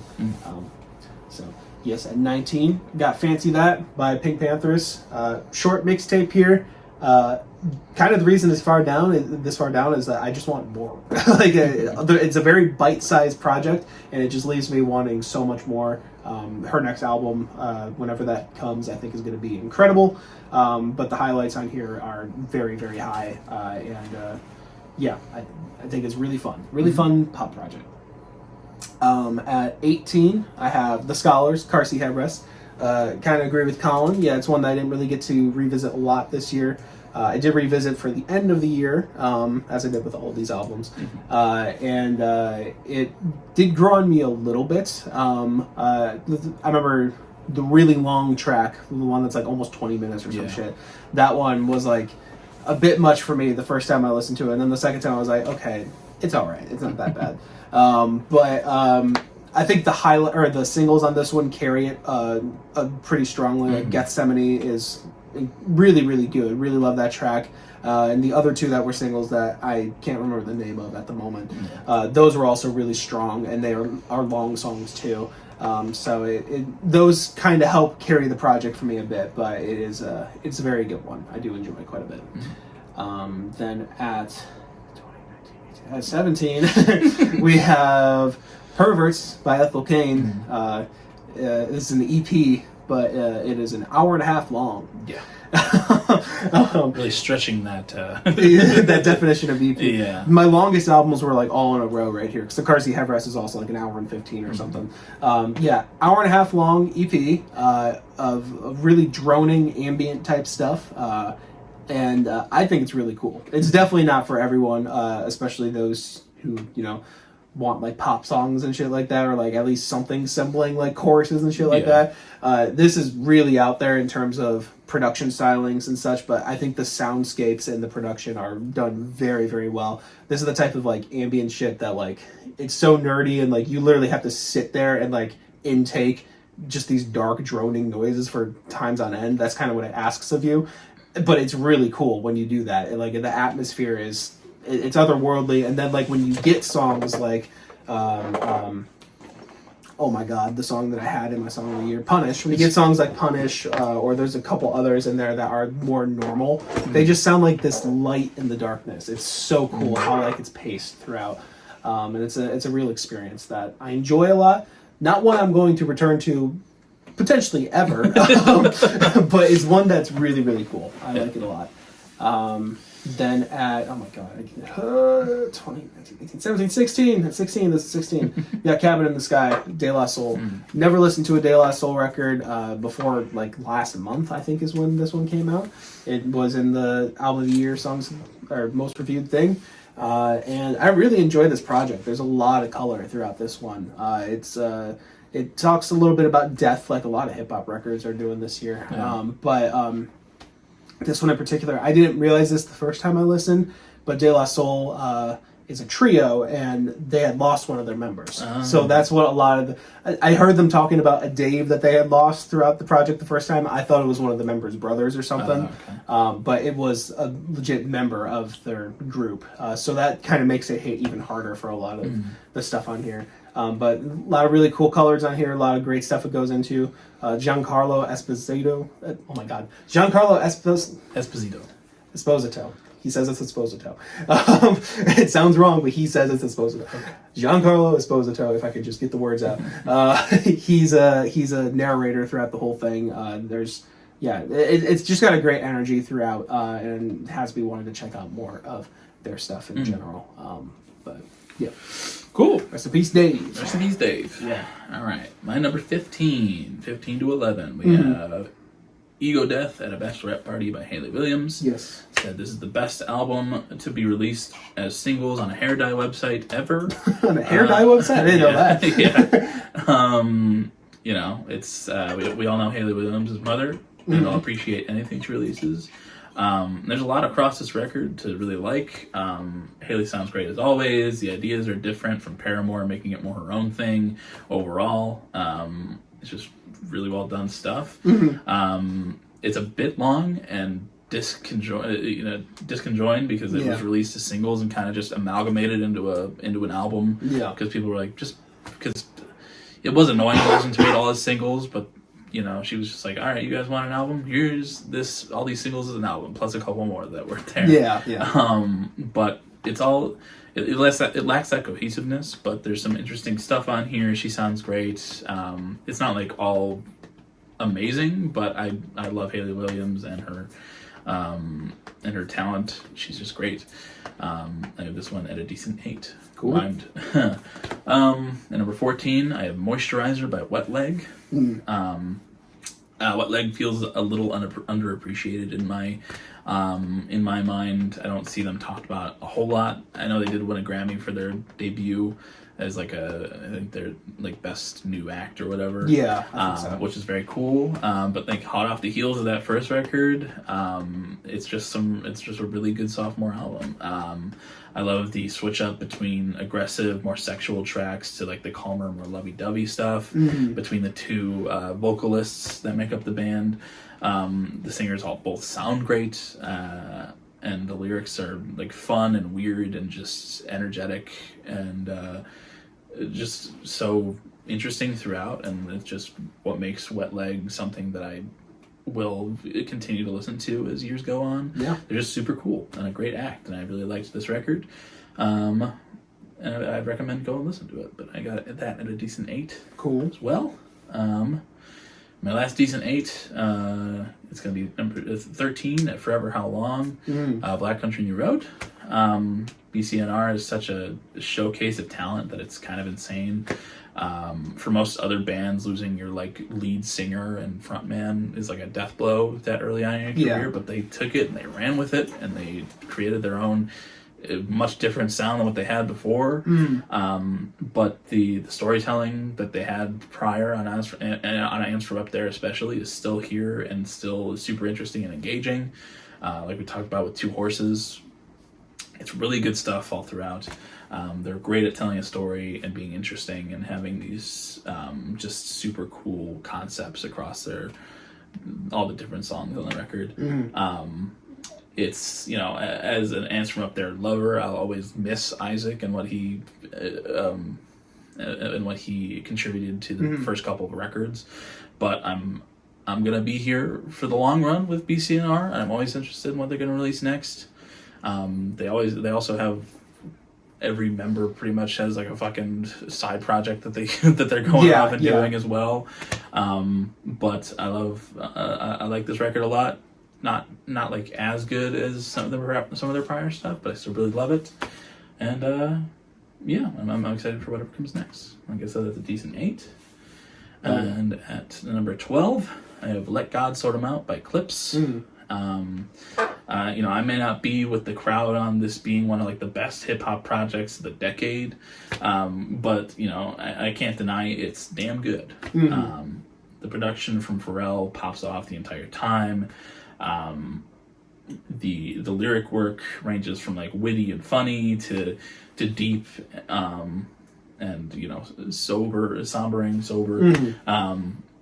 The features all hit throughout. Tyler the Creator, Kendrick Lamar, everyone's really great on this one. John Legend, like we talked about on Birds Don't Sing, which I feel that just deserves a shout out on its own in its own right. It's very different from the rest of the album, and it's such a good opener, like we were talking about. It's like I said, a lot of people really love this record, and I don't blame them at all.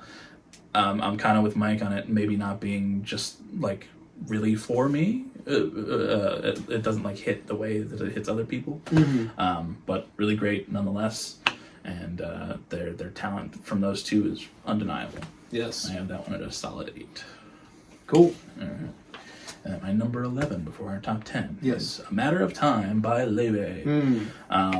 We just talked about her discography a couple weeks ago, so I don't have a ton to say that I didn't say already, but while it may be a slight...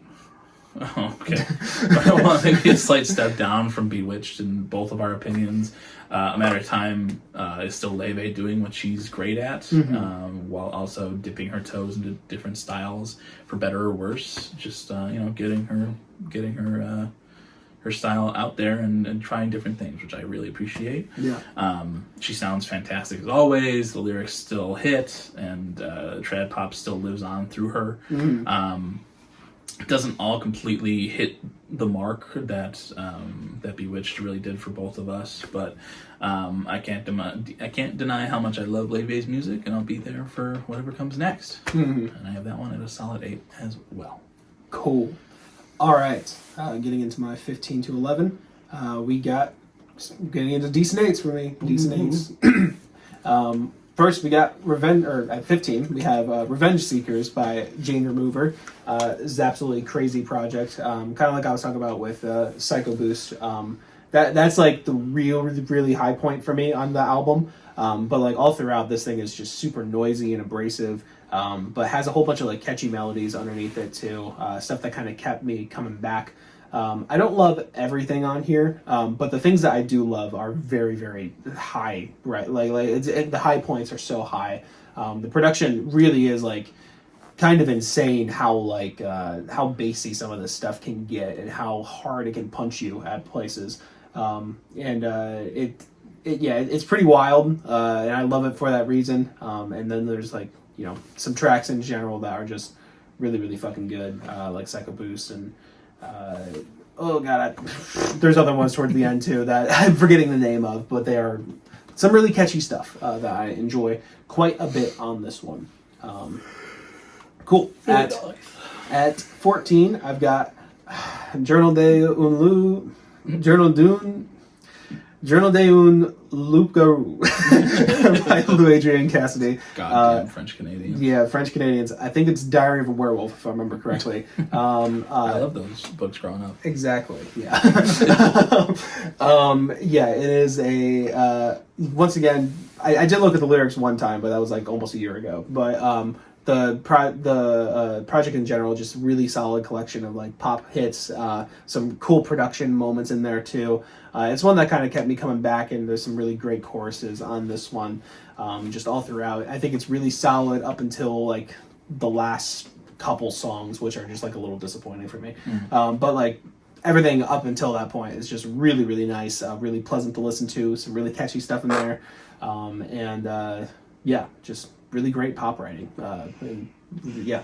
Had me coming back a lot. Yeah. At 13, I've got Lux by Rosalia. This is a lot of people's album of the year, and it feels like it probably should be mine too, from the amount of stuff that it combines with pop and classical.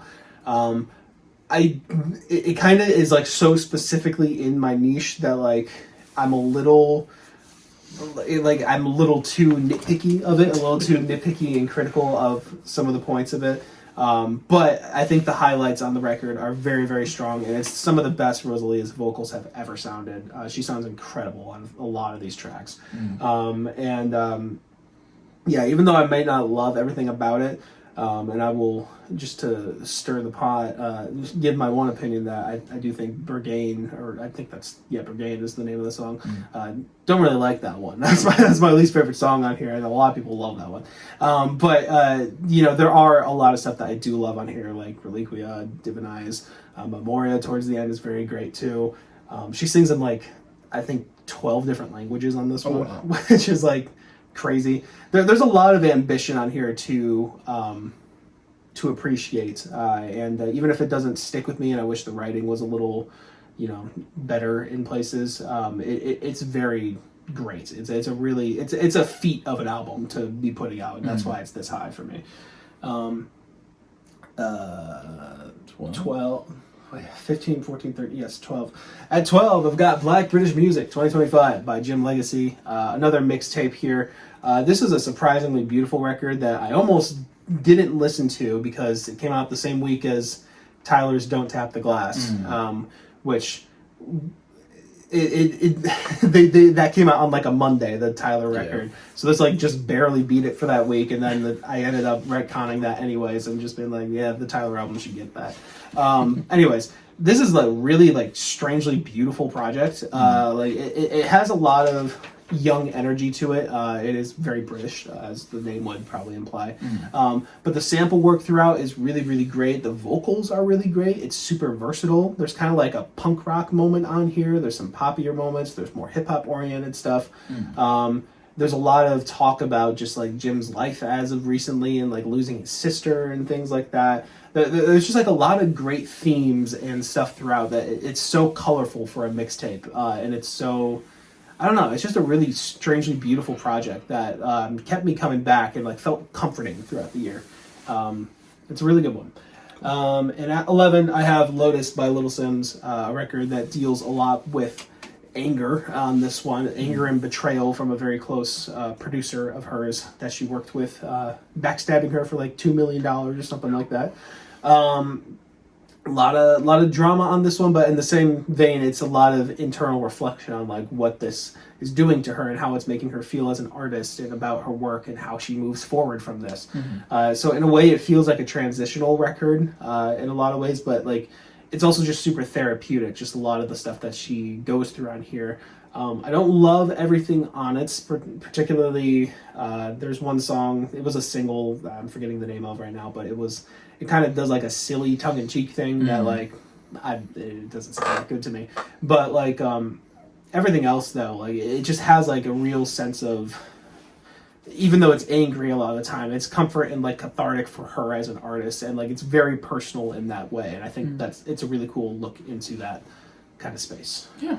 So cool record. Well, before I get into the top 10, yes, I didn't include EPs or anything, but Cyclicism by Plaintive would have been on here if it had been a full album. Yeah. Really good. What I said for I've Been in a Rut goes for the whole thing. I just love seeing Mike's evolution as an artist. I love seeing all this stuff being made, and it makes me proud. It makes me proud to be a friend. Thanks. And I really love it. It's really good stuff, and I really recommend going to listen to that and also his full-length album, Coping Mechanism. Really good stuff. Another Plaintive plug. Plaintive plug, yeah. Plaintive plug. All right. Well, at my number 10, I have Forever's a Feeling by Lucy Dacus. This is, she's one of my 3 favorite boy geniuses, not counting Jimmy Neutron. Yes. But she's back at it. And I feel like I should have given this record more attention throughout the year, but every time I did come back to it, I really enjoyed it. Lucy's knack for storytelling is still here, and it's hitting. Her voice it's a majestic vehicle for these lyrics in telling these stories. The sad and somber Lucy that is really around for most of her discography is still there, but there's a lot more like upbeat poppy kind of feeling on this album that I was really digging, and it doesn't take away from any of like of her like somber, more storytelling tracks. Some of the lyrics, she's kind of she does some like silly kind of stuff, but she on I forget what the song is, but she talks about like how this kid is really good at GTA and it should be a awarding thing. Yeah. And it's just great. But I love Lucy Dacus. She sounds great. I love the poppier stuff that's on here as well. As the storytelling, slower ballad tracks, I dig it. Plus, who doesn't love a Hozier feature? Absolutely. Great stuff, and they play off each other really well.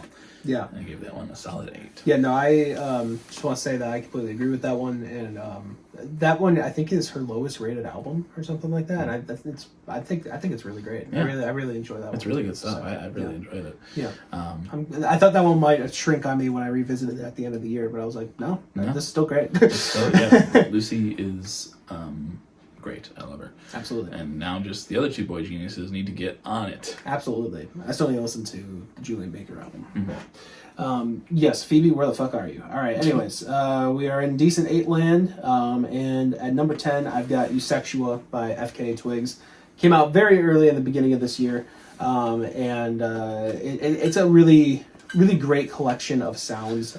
It's one that really benefits from just like, I guess, really listening to the production in a lot of ways, because it's just so cool throughout here. It's kind of clubby, it's kind of dancey, but it's also like really introspective and super atmospheric at points too. And FKA Twigs, I need to listen to more of her stuff for sure, because a lot of people love and praise her earlier albums. But this one, she has a great voice all throughout, really great presence. And the experimentation on here, it just gets really fucking cool in places too. Like I mentioned Sticky by name when we did the songs of the year, but that one in particular, like it's this really cool ballad in a way, and then like towards the end of it, it just gets really distorted in like the coolest fucking way possible.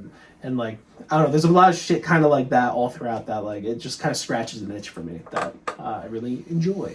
Yeah, cool. Yeah. At my number 9 spot, I have From the Pyre by The Last Dinner Party. I love when bands emulate the sound of music in the past. Yeah. They do a really damn good job of it, emulating like 70s, 80s rock. It's just really well done stuff. There's like a medieval feel across this record that comes through in the imagery of the album cover, as well as just the lyrics and the production of it all. It's just super cool and unique, and it's just really they're full of talent. These ladies. There's a little bit of everything here, from rock to pop to opera to French, and the list goes on. To French. The vocalists are great. They all sound really damn good. The instrumentals go hard.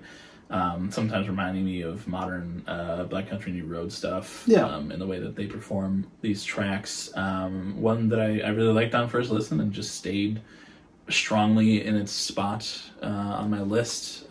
Just a really good record that I enjoyed a lot. That I gave a strong 8 to. Hell yeah. All right. Getting into my strong 8s now as well. We have at number 9... Yes, number 9, Luminescent Creatures by Ichiko Aoba. I really got into Ichiko Aoba this year. I don't even think I'm pronouncing her name correctly, but really got into these vibes. It's such a calming, relaxing feeling that she gives off. It's very serene, a lot of her stuff. It's like a lot of it on this project is kind of just her and her guitar, maybe some reverb and stuff, or maybe her and a piano. And then like some of the bigger moments where there's a lot of instrumentation coming in, they hit so much harder. It feels majestic throughout the whole thing. Like the cover art of this one is like a really pretty picture of like water, and it feels like it's, just another world that's just like, I don't know, beautifully underwater or something. It's hard to describe, I guess. But there's just such a comforting and calming feeling on this one that I kept listening to it throughout the whole year, and I really enjoy it for those reasons. So no idea what she's saying for like any of the songs, all in Japanese, but music transcends language. Absolutely. So, yeah. Damn straight. So, yeah. Yeah. Cool. And on my number 8 spot, I have Private Music by Deftones. I'm just consistently very satisfied with every Deftones record that I get around to. And this one is no different. For them to be this far into their career and still making such just like fresh and interesting music within their style that they've been on the entire time is very impressive, very cool. And it's a big part of the reason that I keep coming back to their stuff. The lyrics hit, the instrumentals are just as punchy and deep as always, and the vocals just tie everything together. It's just like really damn good and solid rock that I really enjoy, and it's, like I said, super consistent, and I am probably just going to deep dive into their discography at some point. It's just, I like it a lot. So I gave this one a strong 8 as well. Cool. Alrighty. At number 8, right? You just did? Yes. Okay. At number 8, I have From the Private Collection of Saba and No ID by Saba and No ID. This is kind of another one in the similar vein of Ichiko Aoba, where like it's just one that I just kept repeating throughout the year. Like there's just such a nice chill and like I don't know, warming vibe about this one. It fit really well for like chill summer vibes. Kept this one on. I think Saba has some really great bars in here and really great flows as well. First project I've listened to from either of them really, but Saba in particular, I was just like, wow. I really love the way that he raps. Like it just sounds great. Chicago native as well. Represent. Shout out. But there's a lot of great hooks on here. Really great production and features. It's just a really, really solid collection of songs. Like my top song on here was a little bit further down on my songs list, but there's like just so many that could have fit into that spot over there. It just, I don't know, it kept me warm and relaxed like throughout the whole year, and I think it's I don't know, I really enjoyed just the essence and vibe of this project. So Very cool. Yeah, that's all I gotta say about that. That's one that I listened to in the background once, but never got back to. But I'd be interested in trying it again because from what I did, really tune into. I enjoyed a good bit of Yeah. it. So. Yeah, I think it's great. All right, let's start my 9s now. Okay. Number 7, I have The Crux by Joe. He's one of my most consistently shuffled artists, and he released another album that I consistently shuffle through and have fun with since it was released. Just as sketchy as always, in a much different overall style than his last record. I really loved Decide, but there's something about this record and how it delves into rock and pop from the 70s and 80s that I grew up hearing and listening to from my dad, and that he really loved and loves. He's still alive. Listening to it, but making it and creating it in a cool and refreshing way. Yeah. I love Joe Curie's presence and talent. His voice is great, and the lyrics are too.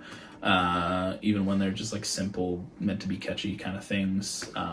There's a lot of really just cool production and style choices, like I mentioned on Potion earlier. Just like a really cool vocal inflection across that song. A lot of love songs across this one as well that I really love. And I don't know, I feel like this album might go a little underappreciated and under the radar by a lot of people, and Joe in general, I feel does, other than like End of Beginning. Yeah. He's, I don't know, he's really talented and I really appreciate him. It's really good stuff that I really loved this year and will continue to love, and I have it at a light 9. Yeah. Yeah, completely fair. Yeah. Cool. At number 7, I have Forever How Long by Black Country New Road. This is a record they played like all of it, I'm pretty sure, when we saw that Pretty on the much. show. Yeah. If not all of it, almost all I of don't it. remember if they played like Socks or whatever. Oh, yeah, some of the ones towards the beginning. Yeah, but, this is just a really fun project to me. You kind of talked about it earlier, but I think something that makes this one stand out even more from their last one is, it's all being sung by female vocalists, which completely different vibe from Isaac Wood. Love you, Isaac Wood, but you're also very much a guy's guy kind of singer there. I think having not only like 3 different perspectives on here, but 3 different vocalists kind of gives it like this coloring book feel. I don't know why that's what I'm thinking of, but maybe it's the album art. The album did, at least the like special edition one that I won, did come with like a coloring sheet. Did it actually? Yeah. Yeah. Something about it just makes sense. I don't know what it is, but there's a lot of colors on this in general. Even songs on here will have a lot of colors within the songs. I think that's one of my favorite things about the project is just like, even though you can say like, oh, this is all just about friendship and joy or whatever, like there's really a lot that's happening on here compositionally. Like each of these songs are like really complex and like have a lot of moving parts that happen only once but are like super technical and shit. Like it's like very subtly showing off all the time, but like in a really fun way. Like there's just a lot of fun on this project in general, even though there are darker moments as well. Like Nancy Tries to Take the Night, which is about an abortion. So like, it's like it's not like all like sunshine and rainbows for the whole thing. But I think it's just a beautiful color palette that they're playing with here, and it's really fun, really bouncy, and I think it has a lot of character to it that I really enjoy. So. Shout out the artists on the album art and the single artists too. Yeah. Like, shout out Lemo. Yeah, Lemo. Great dude. Love Guy's that cool guy. as fuck. Yeah. But I really love all like the art they did for all the singles and stuff too. Just like super unique and interesting, and just adds to that like pop of color and everything that you were talking about. Yeah. Really it's good great. stuff. All right, cool. At number 6, I have Magic Alive by McKinley Dixon. Yes. Talk about talent. Mr. Dixon has a shit ton of that. And I wish I'd known about his stuff sooner, because it's really good. Jazz rap is such a fantastic mix of genres that he rules at across this entire record, with some fantastic lyrics and storytelling as well. The production and instrumentals are what really catch me every time I return, though. Those horns, pianos, and guitars, and those hard-hitting, punchy drums are just absolutely infectious and gorgeous all throughout. McKinley also has such a unique cadence through a lot of the tracks on here that add a whole nother layer of reasons to enjoy this record all throughout of it. it's just really fantastic rap hip hop. I love jazz rap, and my first rap album that I ever listened to was To Pimp a Butterfly, Right. which is it's very stuck in that jazz rap kind of stuff. That so it's got a special place in my heart, and to hear someone do it as well as McKinley did on this record, I really love it. Really good stuff. Love it a lot. I would recommend going and listen to it, at least trying it. I give it a light 9 overall. Cool. Number 6 for me, I got Getting Killed by Geese. Absolutely love this project. It's obviously one of the biggest music nerd albums of this year. Like, or just people who are following music in general. Like Geese made a name for themselves in the rock scene. And I think this is just it's just a creative and kind of a strange little project, mainly because of, the personality of Cameron Winter in there. Opening up on this experimental song, screaming "There's a bomb in my car," and then going the rest of the album being like, it's a really strange project in a lot of ways, but I think just all throughout the production is just really stellar on this. Like, I love how these instrumentals sound, and the playing is super tight and super well coordinated with one another. I think all of the instrumentalists, like, in this band, like the bassist, the guitarist, and the drummer, like, hopefully that's all of them, plus Cameron, like, all of them just sound really locked in and in tune with, like, creating just this specific picture here. And it's very bluesy in a lot of ways, bluesy rock. And there's a lot of different styles kind of explored throughout this one. And I think it's just a really, really, really solid project, and one that, like I said, I think both of us have been Geese pilled this year, but this is still the only record we've heard from them. So, I need to listen to more Geese. It's super fun, but also, like, just genuinely impressive and fun music to listen to. So yeah, for sure. All right, top five albums. Top 5. Sorry, long one. Yeah, These always are though. yeah. Number 5, I have Racing Mount Pleasant by Racing Mount Pleasant. This album is like if Ants from Up There and Waiting to Spill had a baby, and I'm kind of in love with it. I'm kind of in love with the baby. It's just truly extremely well done art rock, and it's honestly a really impressive debut. That could have completely flew under my radar if not for Mike, like I mentioned with Emily earlier. I'm really glad that it didn't. I'm really glad that he mentioned it because, fantastic stuff. I love the delivery of the great lyrics from the singer, the instrumentals, including those great guitar riffs and those saxophones that I'm just an absolute sucker for. Just go insanely hard all throughout this record. Killer album and debut. And I cannot wait to see what comes next from this band. And I mentioned it when I talked about this album originally on the podcast, but it does something that a lot of bands in the past did. But Racing Mount Pleasant has a song by Racing Mount Pleasant called Racing Mount Pleasant on it. And I love that trend, and it hasn't been around for a while, but good stuff. Good song too. Yeah, really good song. But great album. Go listen to that. Absolutely. Yeah, my number 5. We're getting the light 9s. Ooh. My 9s. We're coming into 9s. Number 5, I've got Magic Alive by McKinley Dixon. Colin did a really good job talking about this one a second ago. Really going into detail of just how great the instrumentals and the jazz influence is on here, along with McKinley Dixon himself sounding great. Also, same as him, I need to listen to more of his stuff. I think maybe he could go on the wheel, I'm pretty sure. Probably. He has a lot of really great talent when it comes to lyric writing, but also flow, and just like an ear for, the jazz and classical elements all throughout this thing. Letting the music shine just as much as he does too. Like there's just a lot of really great stuff on here. It's really warm and colorful. And experimental at places too, and I think it's just really fun. It matches the album art of it a lot too, just like the themes of death and whatever, but also all these colors around and everything. It's such a cool record, and one that I think I kind of wish got a little more traction just outside of like online spaces, but it's really cool, and I think one of the coolest hip hop projects of the year. So Yeah, Yeah. that's something I didn't mention was the album art, but Yeah. that's so fucking good. Yeah. That's gorgeous stuff. Cool. At number 4, I have Getting Killed by Geese. Yeah. The most recent addition to this list, but one that I'm very glad I got to before the end of the year. It's honestly been hard to put it down after my first experience with it. Cameron Winters' voice and vocals are just so interesting and passionate all throughout this, and those mix so well. And, with the different instrumentals that really kept coming. They really kept me coming back time and time again. Yeah. Maybe not as artsy as their Avian brother band Swans, but Avian brother band. probably just as interesting, honestly.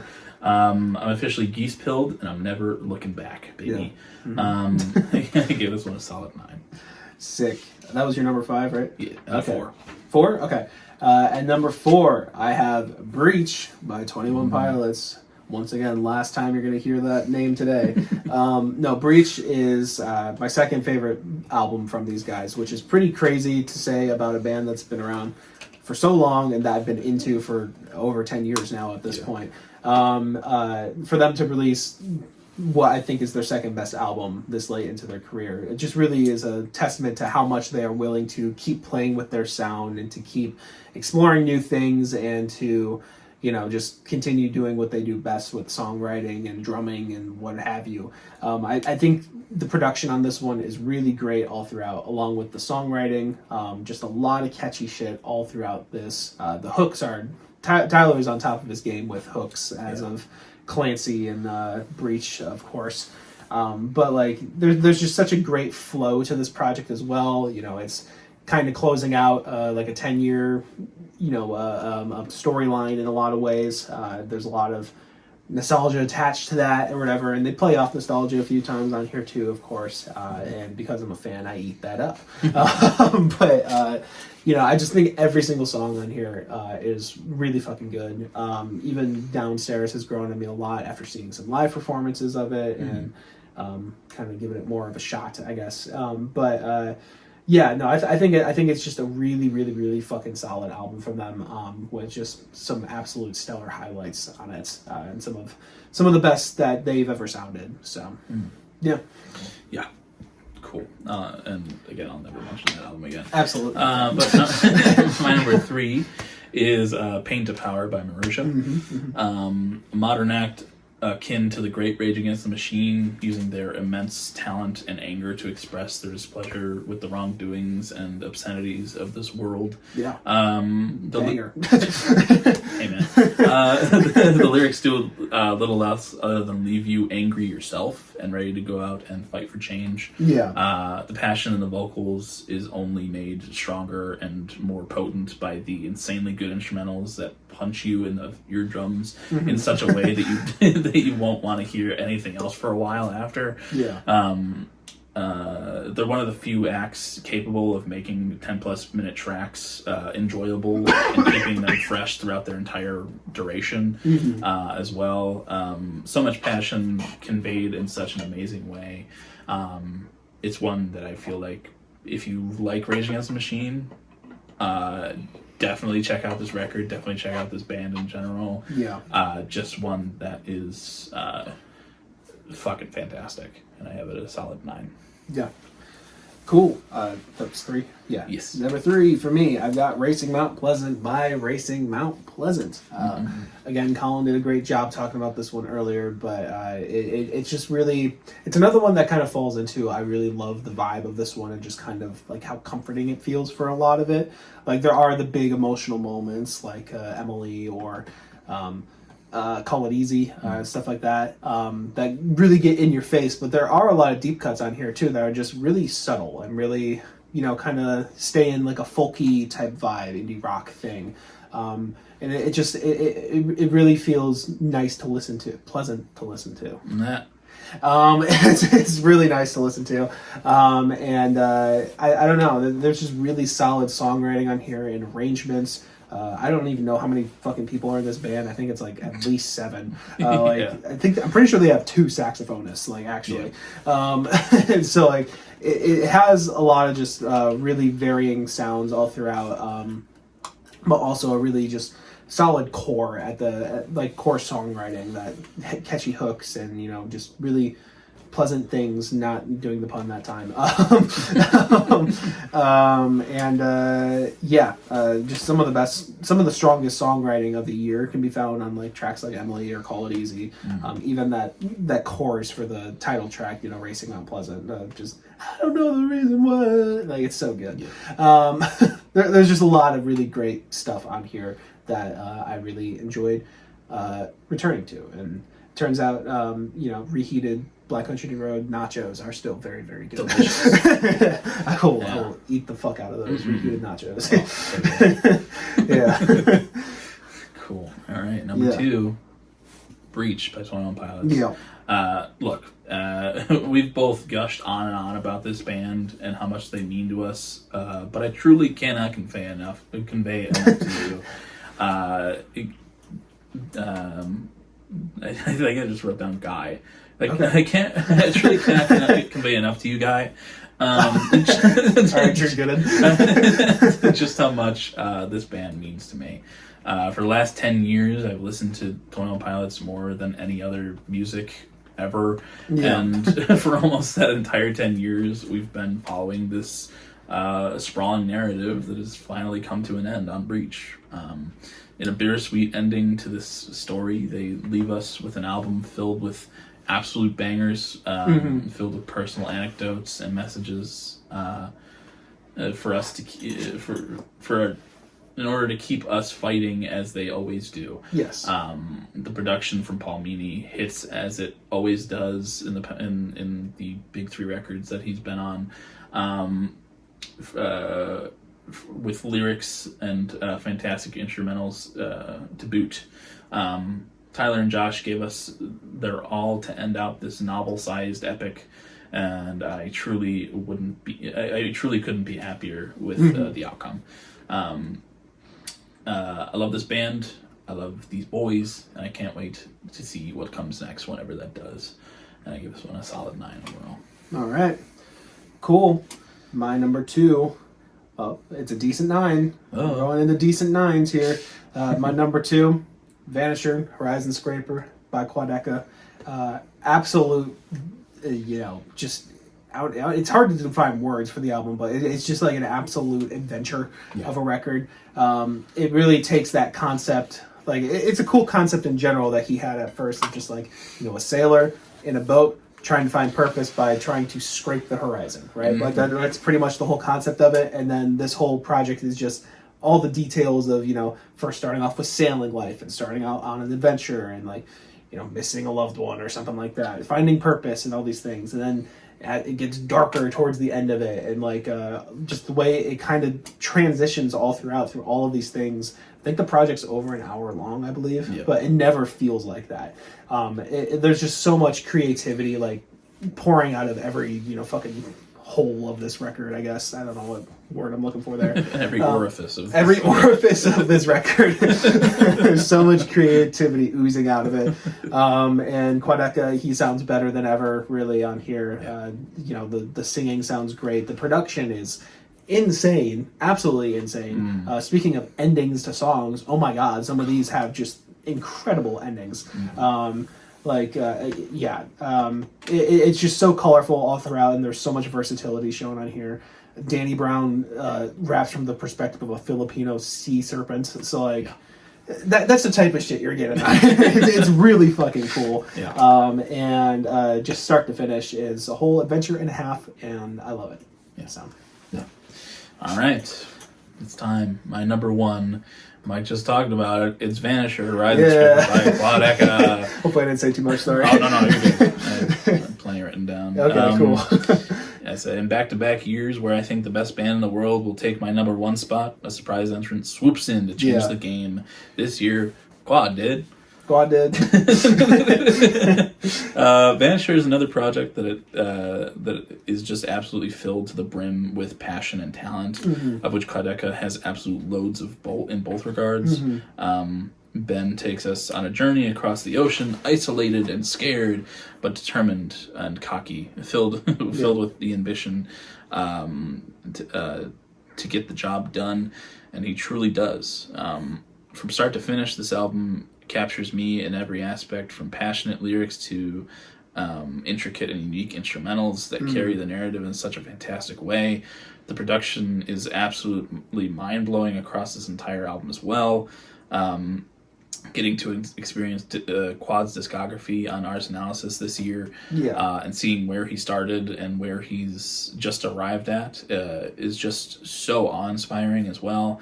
I can't forget to mention the tremendous features from Danny Brown and Baruja that only help to make this album more worthy of my number one spot and one of my favorites of the decade thus far.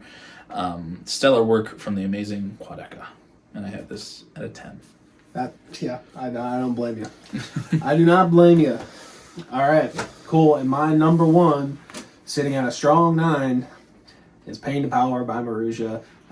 They take the top song and the top album for me this year. Not only is Look Down on Us just an absolute opus to have as the second track of your fucking album, everything else on here, it just, as Colin was talking about earlier, it weaves those threads of, complete anger at how our fucking world is right now, but then also those messages of wanting peace and love throughout the world, and like the way it's like spread out throughout the record it's just done masterfully, and it's something that gets my ear every time, and I could just kind of listen to this on end for whatever reason.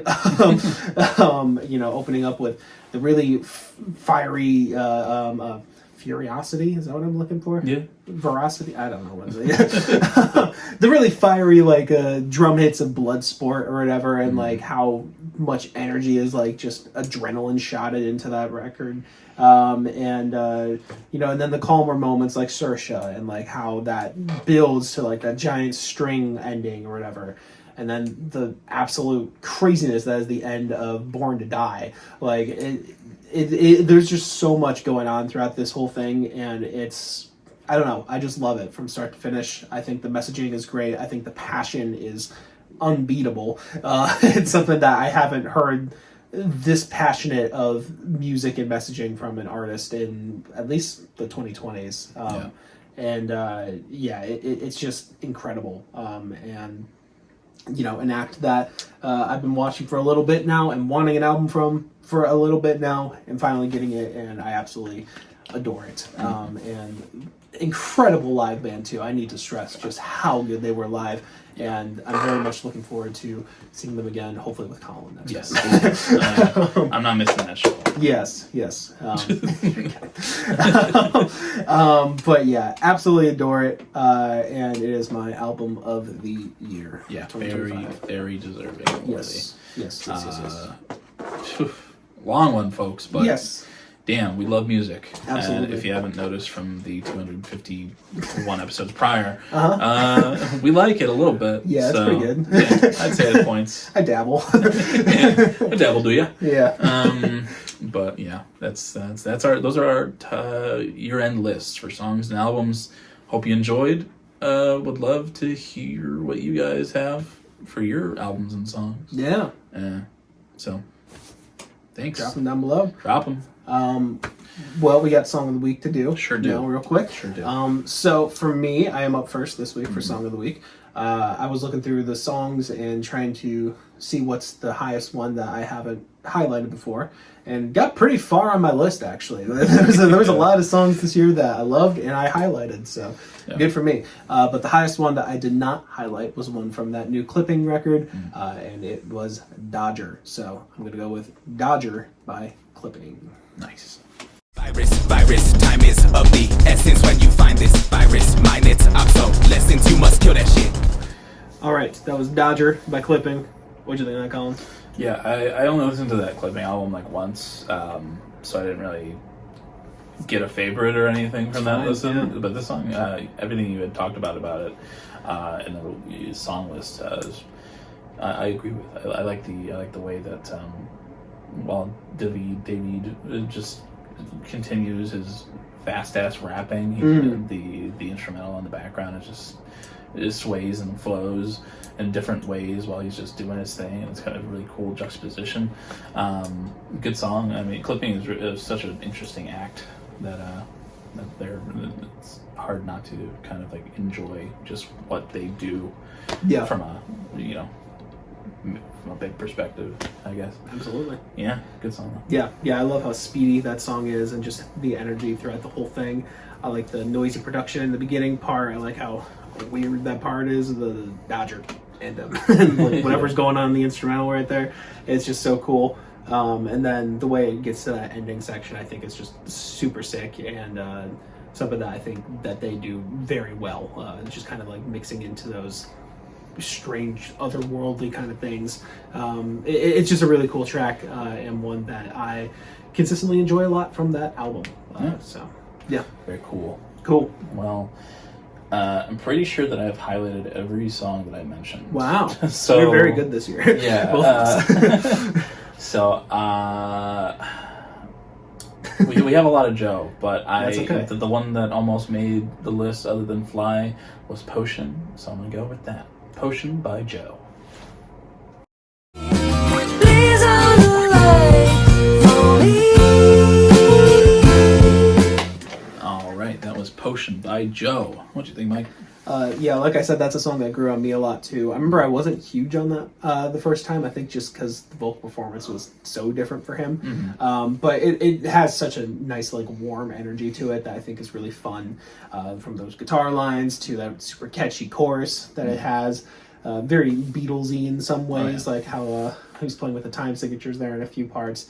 It's just a really fun track, and one that I think works really well too, like as like kind of like a lovey-dovey type thing as well. It's a very nice track. Yeah, that's one that I don't know, something caught me on that one that just really made the Love Potion hit me, I think. Yeah. And I love the lyrics on it. I love just the want to find someone who's, willing to stay up and wait for Joe to get back home late at night.